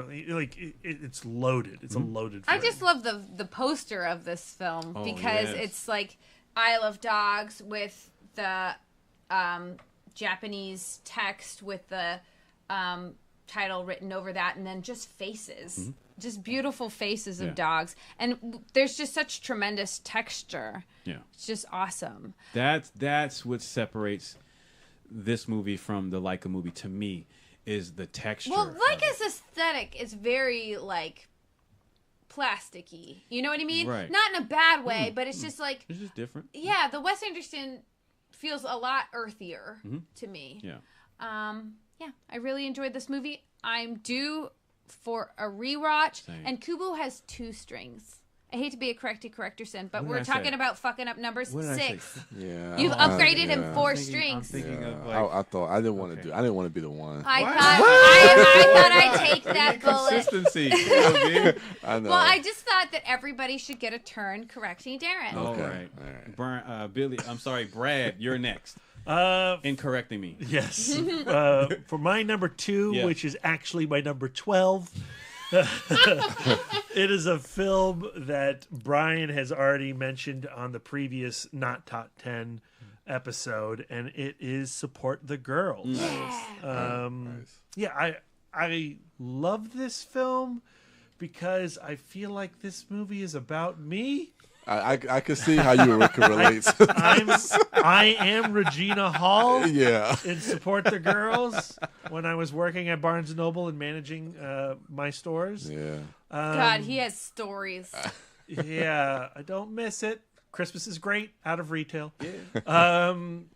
But I don't know if I ever was as good a manager as Regina Hall's character is in I Support wouldn't say the she's Girls. like necessarily like a good manager. She's very self-sacrificing. Yeah. Like her priority is not well, the self-sacrificing and empathetic. Yeah. Um, her priority is maintaining the staff. Well, and the staff being a family Yeah. as Yeah. well. Yeah. Shana McHale, as you were saying, stunning in the movie. Haley Lou Richardson, is transformative in this film. She's great. We've seen her in Split and Columbus, and now in Support the Girls, they're like 3 different human beings playing. Yeah, and I this. looked up her IMDb. I didn't even realize that was her in Split. I mean, Yeah. her character in this movie is just so engaging. But I mean, it's Regina Hall's movie, and watching her go through the banal horror of the everyday management position was like cathartic for me. Yeah. And Support the Girls means a lot to me in this year, and I'm really appreciative for the film. And again, it's one of those movies where I watched it at first at home. I rented it on iTunes, and I was like, "Oh, that's a damn sweet little movie." Yeah. And Lisa came home after I watched it, and I was like, "Oh, I saw this cool film that I found a little relatable. It's crazy. It's about this Hooters place and blah blah blah blah." Yeah. And then we went and watched it at the Alamo, at One Loudon, for a film club screening. And it gets to the final shot of the movie, and the movie ends, and Lisa and I are crying next to each other. It really just grabbed a hold of my heart and squeezed. And you just really wish the best for for these characters. You do. You hope for them in their film after this film, you know? Yeah, like where their lives take them, and if they're still going to can be that family together. Because that's the thing about being a manager and being so close to some of your employees, that if they're like, once you split or you go different ways, like, do you still have that same connection with those same people? We still have Barnes and Noble people that we have not shaken. Oh, They're still. Oh yeah, Billy's Billy. one of them. Hi, Billy. Oh, and yeah, me. We both worked at Barnes and Noble. Yay! Yeah. So yeah, I very much understand making families in your work. Yeah. But yeah, so support the girls. If you haven't watched it, get on it. I have not.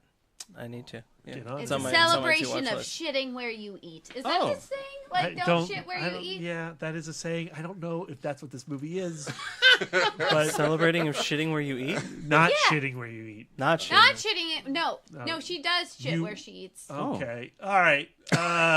Yeah. all right. Great pick. Billy, you're number 2 or 12 or No, too many numbers. right. We've said 3 this time. I'm on my You're on 2. 2. 2. Yes. Right. Okay. So my number 2 is The Death of Stalin. I saw it for the first time last weekend. I rewatched it again just recently, and then after I rewatched it, I did like a mass binge of Veep, which Armando Iannucci has also created. And I mean, I love it for, I think a lot of the same reasons have already been said, but I think the one that I would like to explore just a little bit more is, I think when you read about history or historical figures or present figures, people in leadership positions with immense amounts of responsibility, that it is very easy to ascribe to this idea that, like, well, this idea of like the great man theory, that, you know, you have these great people who step up into these positions of responsibility and do the things that need to be done, and that they are given with some special knowledge that allows them insights that other people would not be able to have, and that is what they rely on to see them through the challenging times.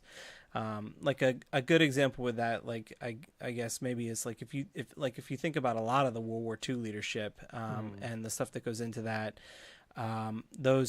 those people seem like superhuman in terms of their fortitude and their ability to anticipate things that are coming and make decisions based on that, and just stick with it. And it's impressive. And I think that the magic of The Death of Stalin is that Armando Iannucci takes these characters that are running around during Stalin's regime and unpacks them from Russia's version of great and powerful people. Not good people, but great and very powerful. From this sort of cabal that is leading the country in a direction that they understand. Whether they have differing opinions on it, it comes from a place of knowledge and deep passion and something like that. And it reveals them for the overhyped, over-empowered gangsters and thugs that they are. And it makes them all of a sudden more relatable. And while I think that's interesting narratively, the importance of that is that there is nothing special about Stalin's regime that was special to him or unique to him. There's nothing special about these great evil people who have gone through the course of history that makes them unlikely to come back or require great and special people to stand up against them. They are thugs and gangsters, and there is nothing to them other than the fact that they happen to be holding all the cards in the conversations that they're in. And that is the amazing part of the performance. And I think that's part of why they decided to go with English accents for all the performers, because... Or Steve Buscemi. or Steve Buscemi, whatever the fuck he's doing in the course of that movie. His Khrushchev, by the way, So is amazing. Yeah. But like you know, from the opening sequence where they show them having an evening meal with Stalin, that devolves into a trash talking session with, body jokes and literal chest bumping through the course of the evening, that because your brain isn't seeing people portraying Russians with Russian accents as great historical figures and doing this thing, you're able to see what they are, which is just fucking awful people with immense amounts of power who are fucking terrified for their own lives and sociopathic enough to not give a fuck what happens to anybody else in the preservation of themselves. And the fact that Iannucci's able to make humor out of that as you go through and do it is amazing. I mean, I think that's well within his grasp if you look at his filmography, but everything is firing on all cylinders for The Death of Stalin. It is an amazing piece of work.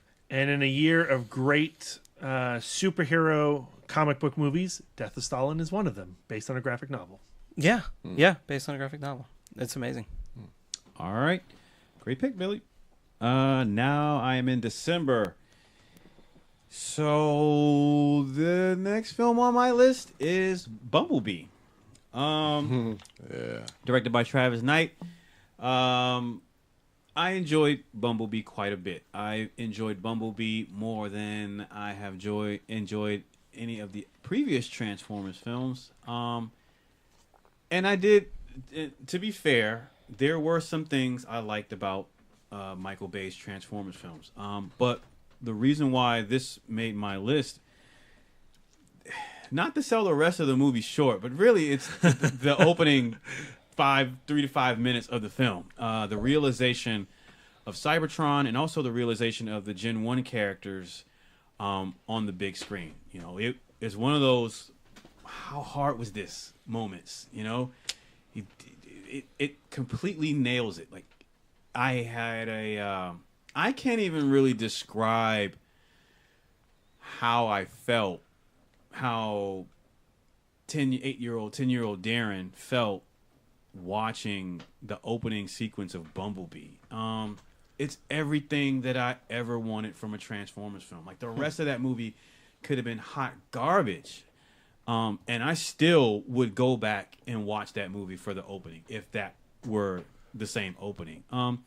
But even the rest of the film, it's the variation on A Boy and His Car and A Boy and His Dog. Haley Steinfeld, she's the character who inherits their character.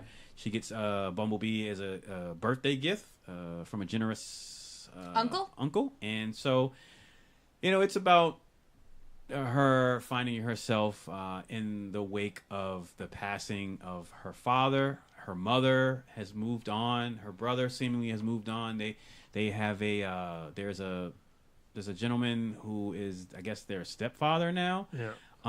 And it's about, partly about how people grieve differently. People process trauma and emotions differently. And also it's a pretty cool sort of origin story for Bumblebee. And by origin, I don't mean how he became to be Bumblebee, a soldier in the army of the Autobots. But I mean, it's an origin story for the Bumblebee that we get in Michael Bay's films. How I didn't even know, Brian, until you told me that the dude from American Assassins is who voiced Bumblebee. Spoiler alert, in the opening sequence, one of the first things that made me go, oh my God, audibly out loud, is you hear Bumblebee speaking as he does in the cartoon. And it basically is an origin story about how the Bumblebee that we meet in Michael Bay's films got to that point, minus his voice and, battle ready and weary and things like that. And I found that I was appreciative of that because, truth be told, I hated the fact that Michael Bay could not figure out what to do with Bumblebee as a character, so much so that he was stripped of his voice. I just didn't like it, and I still don't like it. But I still don't like it in Michael Bay's films. But with what Travis Knight does, the reason why Bumblebee got to that point, how he lost his voice, and how he came to use radio stations to communicate, the movie made me kind of okay with it. Because of the relationship between Haley Steinfeld's character. What's her character's name? I'm sorry. Charlie. Because of the relationship between Charlie, the friendship that grows between Charlie and Bumblebee, I was okay with it. I was like, all right, I guess I can accept that. And then her best friend, or not her best friend, but her new friend, Baby Vin Diesel. I loved him in Brigsby Bear. He's great. Whenever I see him on screen, he's great. I really enjoyed it, and I love the references to the cartoon and also Transformers the movie. You know, Stan Bush's "You Got the Touch" pops up in the movie. Nice. And as a fan of Transformers the movie and Stan Bush's "You Got the Touch," like I got goosebumps. I had the biggest smile on my face. So, you know, while I may have issues with some other parts of the film, what was given to me in regards to the respect for the fandom and, you know, where these characters started from, I was appreciative and thoroughly entertained. I liked that the movie was more focused instead of Bumblebee having to save the entire planet and fend off Megatron and Barricade and all these other robots that are named differently from what they were in the friggin' cartoon or whatever. Instead of all these different threats and Dinobots and assassin robots with guns that come out of their face, it was focused on really two main Decepticons and Bumblebee and his relationship with Charlie. And like I found that focus benefiting of the film. The biggest takeaway I have, and Brian and I talked about this in our review of the film, is that I am now again excited for the potential of the franchise. It was a point where I just could care less, you know, what happens next. But now I'm excited for the possibility of, you know, the next Transformers film. Is Bumblebee canonical with the Michael Bay ones? Yes. Yeah, they reference well, obviously, you know, him losing his voice that carries over into Michael Bay's, but also, oddly enough, like one of the final scenes is, you know, looking up to the sky and seeing the Autobots in meteorite formation come to Earth. But it doesn't reconcile with the World War II stuff, right? Or the medieval stuff, right? But I also do know that it does that. It's also canon. Bay's films are also canon because. The exclusion of Megatron was specifically because Travis Knight said that we had this badass scene with Megatron in it, but then we were like, oh, damn, Megatron's on Earth already frozen in ice. Yeah. So that kind of tells me that it is. But from where they go from here, technically they could. Yeah, they don't have to follow suit. Direction right? they want to. So but point blank, I'm excited for the possibilities of it, and that's a testament to. What Travis Knight was able to do. Just don't do what the X-Men movies did. No. Where it's like, then the next one's in the 90s. Yeah, no. Yeah, I mean, keep it in the 80s or just, you know. But, I mean, they have free reign to go any direction they want. And I'm excited. I'm excited to see where they take that. All right. So that's that's December. Brian, Number 2. number 1. That's your number 11 on your list. That's third Actually, it place. is. Actually, it is. This is your 11? Yeah. So I wanted to end it. I got this idea from you because I know you normally end it with your number 11. So I want to end it with my number 11, which is Sorry to Bother You. Yeah. Oh, it got bumped out of the 10. Yeah.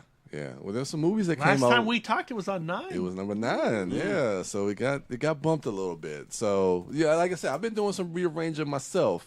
We'll find out more about that next week. But yeah, this is a phenomenal film. But Sorry to Bother You. We saw this at AFI. I know we saw this with Boots Riley in attendance. Yes. And I enjoyed the film a lot. And to hear him talk about the film at the Q&A was really, really insightful to hear him speak about it. And the fact that this was not a movie that he was really trying to kind of knock people over the head or be like a message type of film, that he was really just trying to put out his worldview of how he sees the world and put all of this into the movie. But with that being said, the movie speaks on a lot of stuff. I mean, especially with the fact that Boots Riley is an activist and speaks about a lot of social injustices and racial tensions and race relations in this country specifically. He puts that into his movies and into this film, and you know, he's speaking about, you know, middle class. I mean, he even says they even have here capitalism, false consciousness. There's a lot of different things that he's talking about with the idea of worry free, and that being part of, or that being a metaphor for the prison system, and him speaking on the commentary of that, the idea of divide and conquer with the way that, you know, they try to pull Cassius away from the telemarketers trying to make this united front. It's just interesting the way that he builds this story out. And I don't know, I just found it fascinating. I mean, we talked a lot about like first-time directors, and to me, I think this is probably one of the new voices in 2018 that has made the loudest noise. I know you talked about there's being a lot of anger in some of the storytelling and the films that have come out, and this is a very, I don't want to say an angry film, but I mean, he's putting. It could kind of be. It's an angry movie. It's definitely angry. Yeah, it's an angry film, and I mean, he's putting all this stuff out there, and it even says here that the title of the film is a double entendre. I knew that would come back. But yeah, it's a double entendre as far as like how it's like saying like sorry to bother you, which is challenging your view of the world or making you feel uncomfortable. And I think he's really trying to make people feel uncomfortable with this movie, with what he's trying to say and what he's trying to express, which I find really, really, really admirable. So yeah, when I saw the film initially, I think I admire the film more than I actually love the movie, and that's probably why it got bumped a little bit out of my list.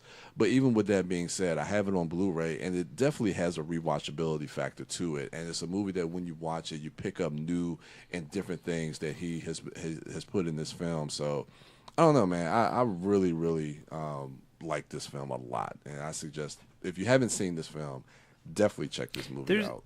Like the one phenomenal thing I think about this movie is, and I am not going to spoil the ending for this conversation because if you haven't seen it, go see it. Yeah.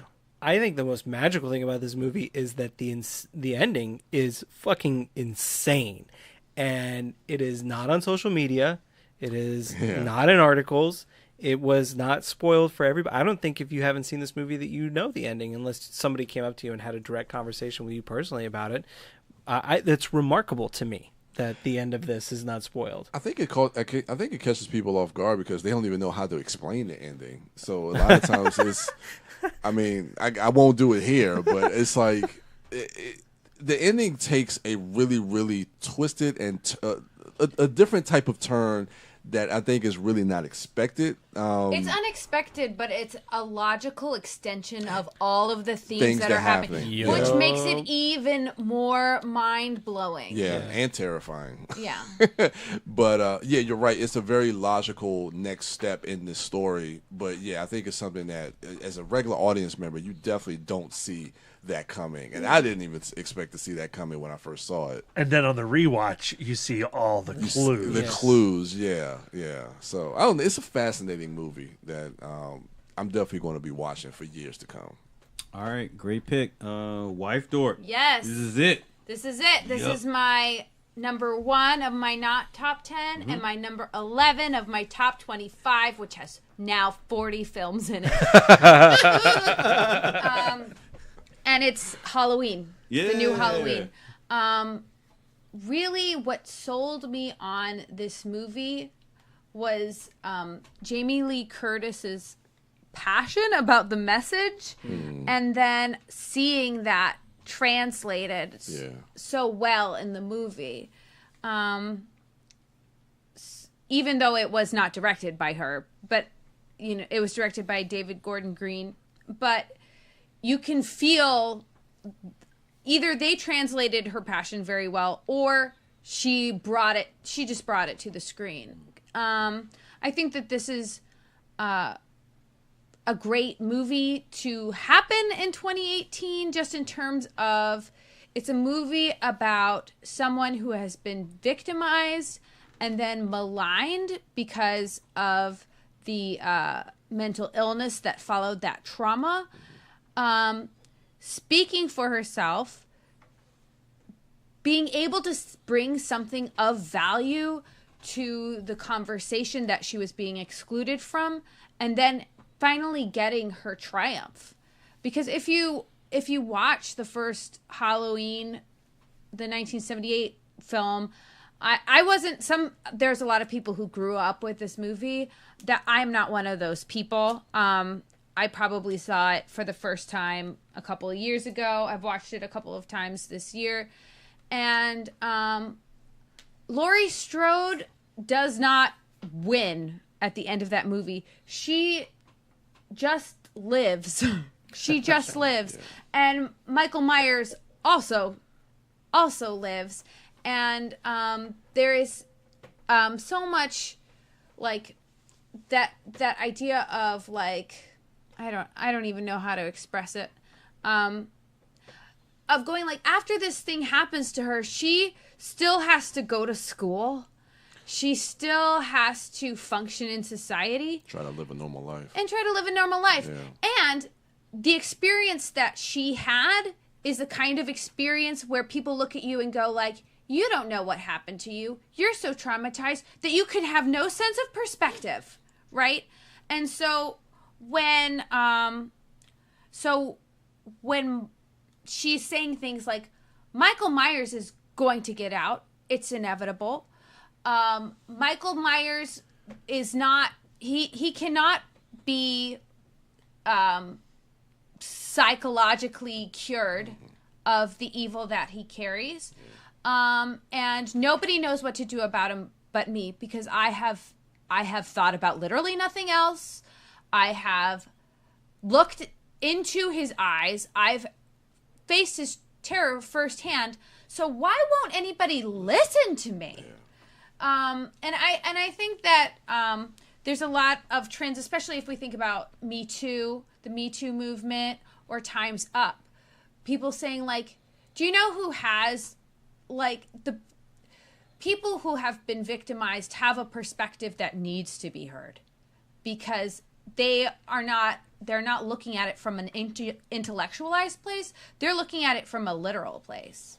You know, they're looking at it from, I have experienced this horrible thing, and now I'm going to teach you about it. You know, yeah. So I think that I wish that more horror movies had this kind of takeaway.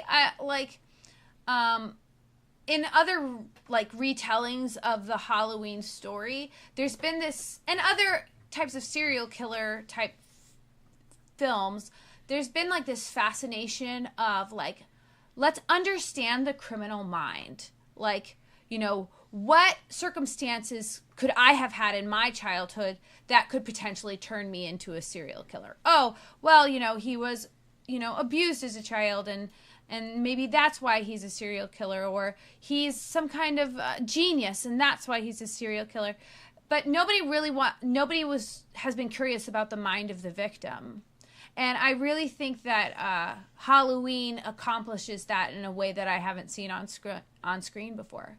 I also like the fact that this is a kind of a legacy movie, in that the trauma of the mother affects her child, and that trauma is passed on to the younger daughter, and it's a healing experience for all of them together. Just three women, you know, fighting for survival, fighting to understand each other and where they're coming from, and learning how they can really protect each other emotionally and literally. So I think it's a really great film, and I'm kind of surprised that like my 15 to 11, I had 3 horror films, but they are all horror films that are really trying for something new, trying to make a statement that's something deeper than aren't murderers so interesting. That's it. That's my number 11 and my number 1. There you go. All right, B, your number 1. That's also your number 11. Correct. Yeah. And it was in my top 10 about 30 minutes before you showed up, Dang. Darren. And in preparing for this episode, it fell out, and I feel weird about that, but it is what it is. I like the suspense. I like the I think it's embarrassment a little bit that you've taken it out of your top 10. I know you do. You're gun shy. It's Mission Impossible Fallout. Oh, it didn't make it. It didn't make it. It didn't make it. I love Mission Impossible Fallout. I really, really do. I think one of the great things about this movie is how it pairs with Rogue Nation. We've talked about The Raid and Raid 2 already on this Not Top 10, and what a different experience it is to watch those two films back to back. And Rogue Nation and Fallout really do work as a pair. They feel like a whole story within 5, 6. Six, yeah. A 6-film franchise, and there's like this Christopher McQuarrie 1-2 punch that is truly riveting. And I love the Solomon Lane character as the villain, and especially how he's used in Fallout. As this pawn that haunts, that terrifies Ethan Hunt's dreams. And I love the return of Rebecca Ferguson and the expelling of poor Michelle Monaghan at the end of Fallout. Shaking head. And I think ultimately why it fell out of my 10 is because I watched Fallout and Rogue Nation back to back. And as much as I love Fallout, Rogue Nation is the superior film. Yeah, and that's really why it's slinked on out of there. And then, as you'll hear next week, I rewatched another movie, and Venom. It's Venom. I rewatched Venom, and that's going to lead my top 10 in the Dorkies episode. But I don't want the story to be that the Mission Impossible Fallout fell out of my 10 and became my 11. I still really love this movie, guys. Yeah, I mean, it's number 11. Yeah, it's number 11. And you watch a lot of movies. I do, and I've watched Mission Impossible Fallout a lot. And, oh, God, I mean, the addition of Henry Cavill into this series and that bathroom brawl.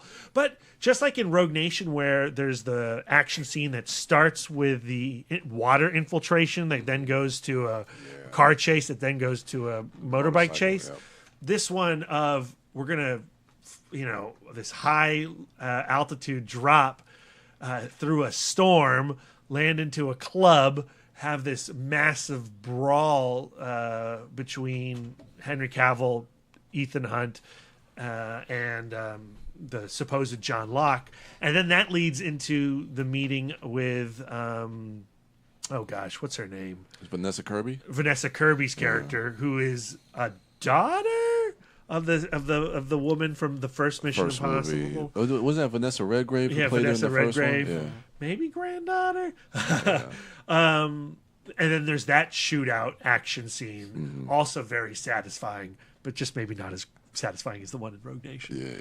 Yeah. I'm hoping that this is weird because I love how the Mission Impossible franchise works with the trading out of directors, but it does feel like they could finally conclude the Solomon Lane threat in a third film, and I would like I'd like Christopher McQuarrie to come back for that. That's what they're thinking. They want him to do his own trilogy within the franchise. And then, for the film after that, hire Timo and give him a Mission Impossible film. Hell yes. Yeah, Timo for Fast and Furious, Timo for Mission Impossible, Timo for Star Wars. Hey, Timo for everything, man. Timo for everything. Dude, it's lightsabers going through people's cheeks in that motherfucker. Yeah. For sure. So yeah, my number 1, my number 11 is Mission Impossible Fallout.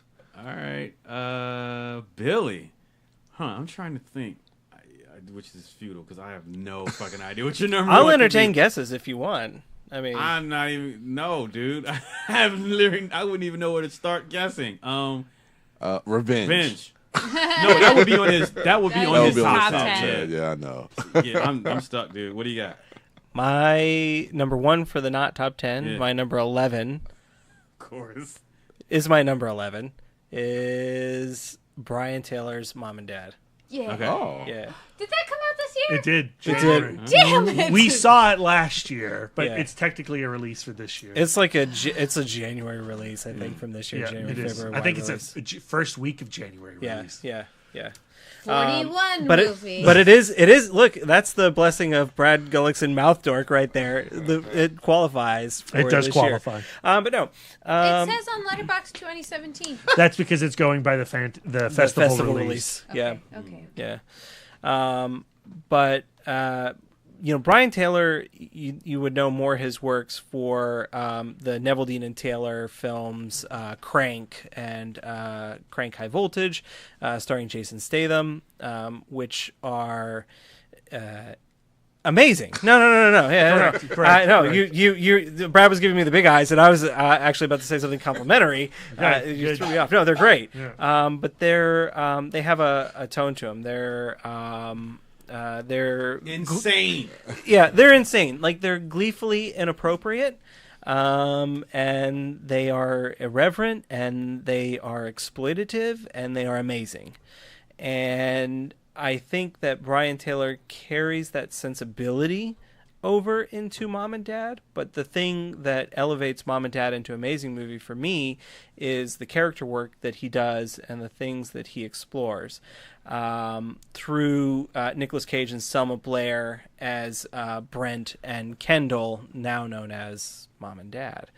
I am a big fan of Nicolas Cage, but for me, this is my Nicolas Cage performance of the year. Like I said, I didn't connect with Mandy, but I don't really take anything away from that movie. I think ultimately just turned to be something that maybe it was just my mood the night that I watched it or whatever.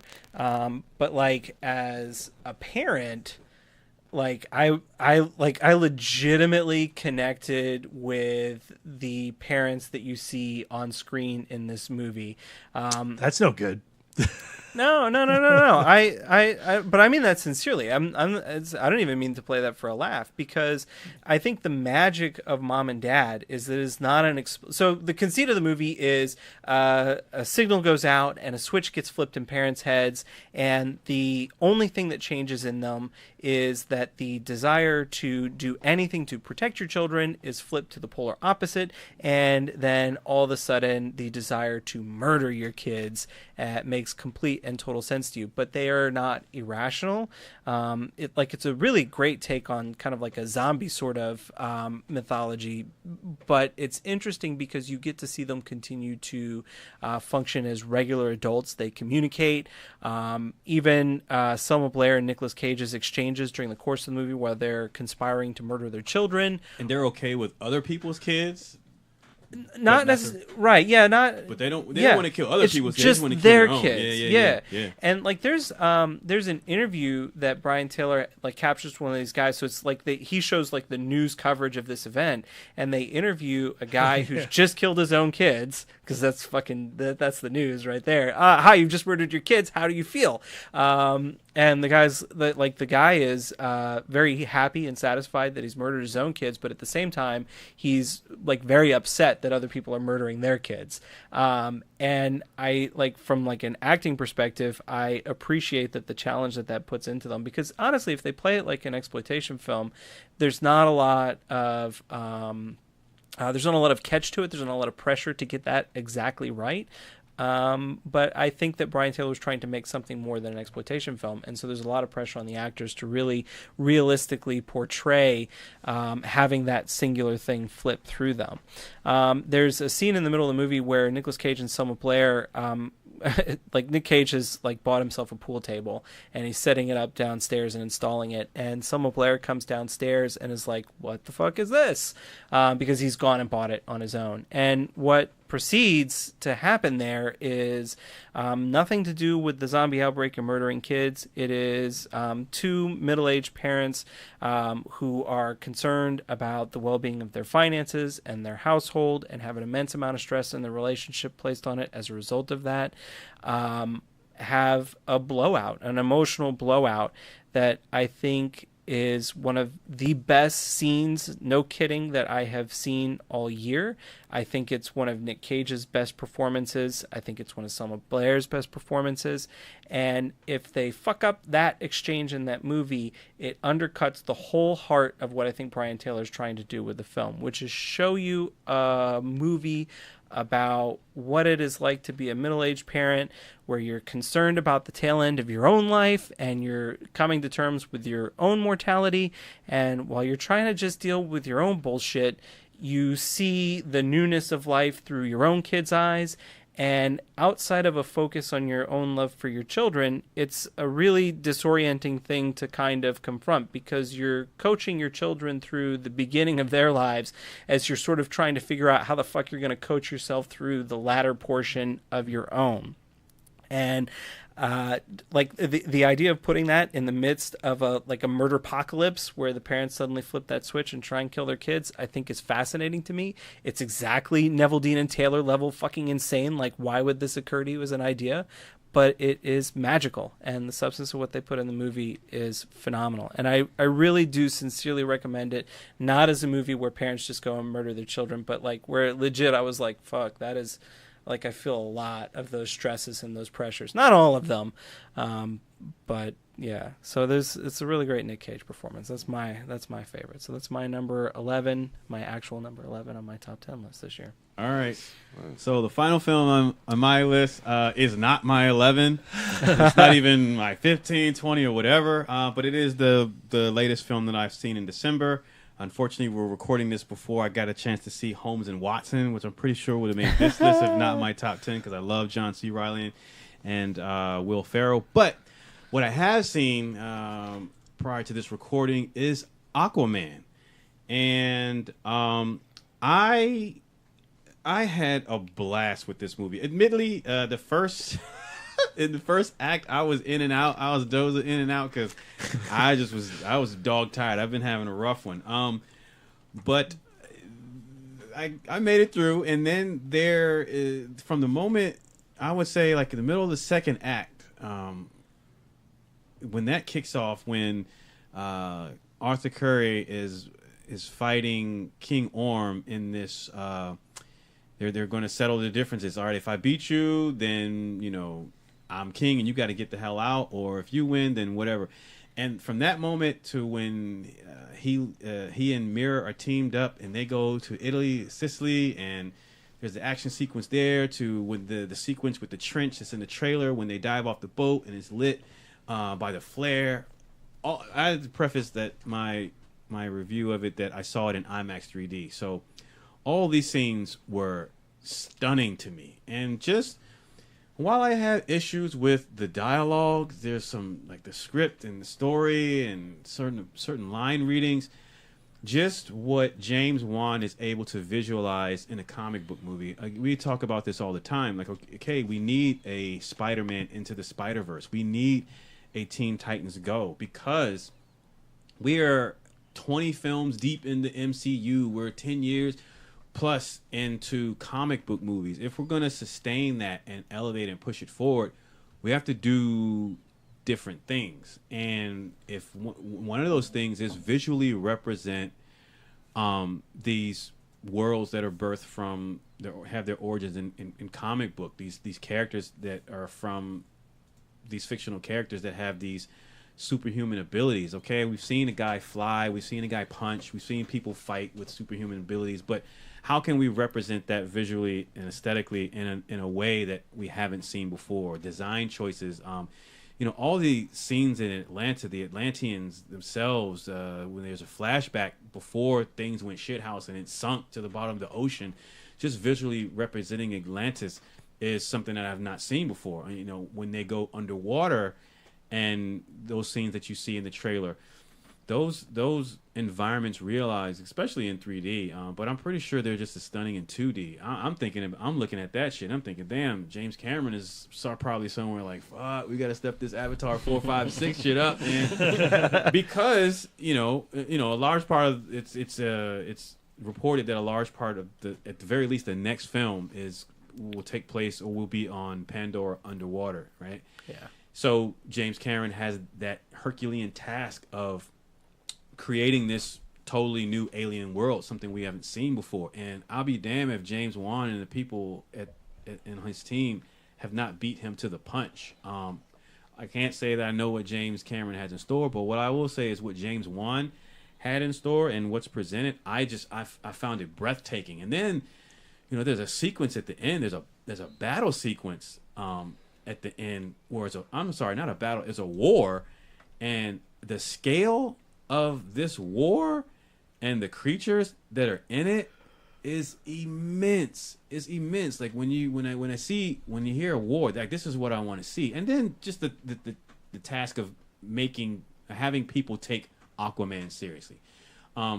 Because Brad, you had that article where you say like Aquaman's always been cool, but in a lot of people's eyes, he has not been, unfortunately. But I will say that this film and Jason Momoa's passion, enthusiasm for this character goes a long way to correct that. You know, we can go all the way back to him running down the aisle of Hall H, getting that panel, that Justice League panel started.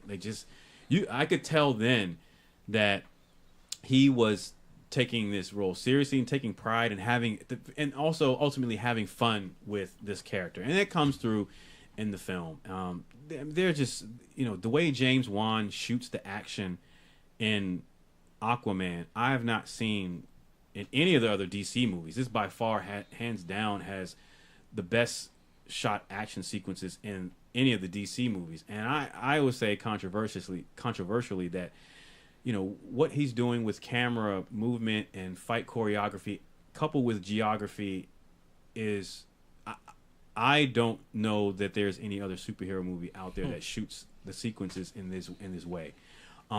And then at the end of the day, like, I found I was not expecting to be emotionally moved, and I'm not saying that, you know, everybody will get this, but just from my own personal experiences in my life, like I connected with certain elements of the film in a way that I was not expecting, but I definitely appreciate. And, you know, Dolph Lundgren is great in the film.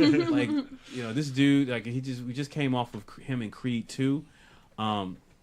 You know, he's at the age now where, you know, he's taking these roles that the roles are growing into his age. Like he's taking roles that fit him. Like Ivan Drago, and his portrayal is obviously a logical extension time wise. But now, like, he's of age that when he plays a king, you know, even though he's like this underwater king with like red hair or whatever, like I mean, I believe that dude. Like, I believe that dude as king. And Willem Dafoe is great in the film. He's great in everything, actually. There are just so many different elements positive elements that outweighed the negative, and there were. And it was trying getting through that first, at the very least, the first act of that film. But like when everything else kicked in for me, like Black Manta realized on screen in live action, god damn, just the suit, just the way that the design team realized that character, I found endlessly enjoyable whenever he's on screen. And Patrick Wilson as Ocean Master, man, when that motherfucker put the mask on, like the mask, yeah, dude, man, that's, you know, again, I always say, if you're gonna make a comic book movie, I want to see the characters that I see on the page. I just want to see them on the big screen. I want them to look like that. And to me, it goes a long way. And that they might not necessarily have to look like their comic book counterparts, but when they do, it's a pretty good version of Ocean Master. It connects to a primal, you know, thing inside of me that goes to my back to my childhood. That, because as a kid, that's what you want. I wonder what that would be like, you know, in the movie or live action. I thought for sure they were never going to utter the words Ocean Master. And like at the midway point when they're like, and if you collect these things and all the kingdoms come together, you will become Ocean Master. I was like, oh shit. Yeah.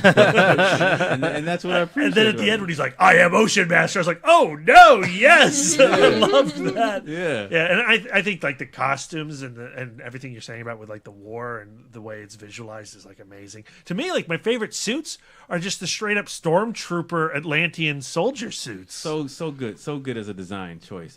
Yeah, my favorite shot in the film, again, I saw this in IMAX 3D. So there's a moment where Aquaman, he's got his classic Aquaman suit on, which visualized in real life looks amazing. It's amazing, right? So there's this moment where he's charging into battle and he's riding on something. I'm not going to tell you what he's riding on, but he's riding on something. It's pretty good. And he's coming towards the camera, and at this point he has control of whatever's in the ocean behind him, and it's swirling towards the camera in like this large vortex formation. That shot in IMAX 3D, but also just even if it's in 2D, the composition of that shot and the way Arthur Curry is atop this thing that he's riding on was so badass. It looks so amazing, and I just appreciate how, like, the length to which James Wan went to say, okay, yes, Superman's cool. Batman is cool as shit. He's got all his gadgets, got the black outfit, the black car, and all that shit to match. But I can make Aquaman look cool too, and he does it multiple times throughout the film. My favorite review of this film so far was Drew McWeeny on Twitter said that we now have our Flash Gordon. I'll take it. And that Wow. that works for me. Like Yeah. it works as Flash Gordon. I'll to take me. it. Yeah. So that's my my final film on my list. I'm excited because now that we got all this shit out of the way, Yeah. it's time for the dorkies. Yeah. And Yeah. Lisa, we're staying up tonight. We're recording it now. Oh God. I was excited. Now I'm not. I'm so sleepy.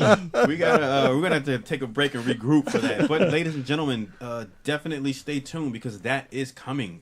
We will have this recorded before the end of the year. So you will know what our top 10 films of 2018 are shortly. In the meantime, you can follow that guy at the Turtle Dork and at the Turtle Dork 1.